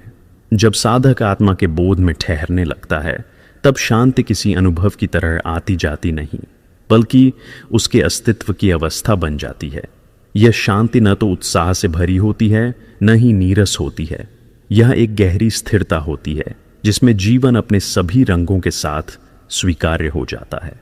सत्य के विषय में कठोपनिषद की दृष्टि अत्यंत सूक्ष्म है। वह कहता है कि सत्य को पाया नहीं जाता, प्रकट किया जाता है। यह वाक्य साधना की पूरी दिशा बदल देता है। सामान्यतः मनुष्य सत्य को किसी वस्तु की तरह खोजता है, मानो कहीं दूर रखा कोई खजाना हो। वह सोचता है कि अधिक अभ्यास, अधिक प्रयास, अधिक ज्ञान से वह सत्य को प्राप्त कर लेगा। उपनिषद इस भ्रम को तोड़ता है। वह कहता है कि सत्य पहले से ही उपस्थित है। समस्या उसकी अनुपस्थिति नहीं, बल्कि हमारी असावधानी है। जब मन शांत होता है, जब इंद्रियां थोड़ी थमती हैं, जब अहंकार की आवाज धीमी पड़ती है, तब वही सत्य स्वयं प्रकट हो जाता है। साधना का अर्थ कुछ जोड़ना नहीं, बल्कि जो अनावश्यक है उसे हटाना है। इस दार्शनिक संदेश की सबसे बड़ी विशेषता यह है कि यह जीवन से पलायन नहीं सिखाता। यह नहीं कहता कि संसार छोड़ दो, बल्कि यह सिखाता है कि संसार को सही दृष्टि से देखो। जब जानना ही मुक्त होना बन जाता है, तब कर्म बोझ नहीं रहता। जब भय अज्ञान से जुड़ा समझ में आ जाता है, तब जीवन अधिक सहज हो जाता है। जब आत्मा का बोध शांति बन जाता है, तब परिस्थितियां साधक को डगमगाती नहीं। और जब सत्य को प्रकट होने दिया जाता है, तब साधक के भीतर एक गहरी विनम्रता जन्म लेती है, क्योंकि अब वह स्वयं को करता नहीं, साक्षी के रूप में पहचानने लगता है। कठोपनिषद का यह संदेश किसी एक समय या संस्कृति तक सीमित नहीं है। यह हर उस मनुष्य के लिए है जो भीतर से प्रश्न करता है, जो भय से मुक्त होना चाहता है, जो स्थायी शांति की तलाश में है। कठोपनिषद यह स्मरण कराता है कि मुक्ति कहीं बाहर नहीं है, शांति किसी उपलब्धि में नहीं है, और सत्य किसी दूरस्थ वस्तु की तरह नहीं है। ये सब उसी चेतना में निहित हैं जो अभी यहीं इस क्षण साक्षी बनकर उपस्थित है। जब यह समझ धीरे धीरे जीवन में उतरती है, तब साधक यह अनुभव करता है कि उसने कुछ नया पाया नहीं, बल्कि जो सदा से था उसे पहचान लिया है, और यही पहचान, यही जानना वास्तव में मुक्त होना है। आइए चलते हैं अब इन विचारों को यहीं रोकने नहीं, बल्कि उन्हें हृदय में उतारते हुए इस यात्रा का समापन करने। इस पूरी यात्रा में हमने देखा कि कठोपनिषद केवल मृत्यु और आत्मा का संवाद नहीं है। यह मनुष्य और उसके भय के बीच हुआ सबसे ईमानदार सामना है। नचिकेता हमें यह सिखाता है कि सत्य पाने के लिए उम्र नहीं, साहस चाहिए। यमराज हमें यह समझाते हैं कि मृत्यु अंत नहीं, अज्ञान का पर्दा है। यह उपनिषद कहता है कि जो बाहर खोजा जा रहा है वह भीतर पहले से उपस्थित है, और जिस दिन मनुष्य अपने भीतर झांकने का साहस कर लेता है, उसी दिन उसके लिए मोक्ष कोई दूर की अवस्था नहीं रह जाती। कठोपनिषद हमें डर से भागना नहीं सिखाता, बल्कि डर को समझकर उससे ऊपर उठना सिखाता है। यह बताता है कि श्रेय का मार्ग कठिन जरूर है, लेकिन वही हमें स्थिरता, शांति और सत्य तक ले जाता है। आज के शोरगुल भरे जीवन में नचिकेता की निडरता और यमराज का मौन उपदेश हम सभी के लिए उतना ही प्रासंगिक है। यदि यह यात्रा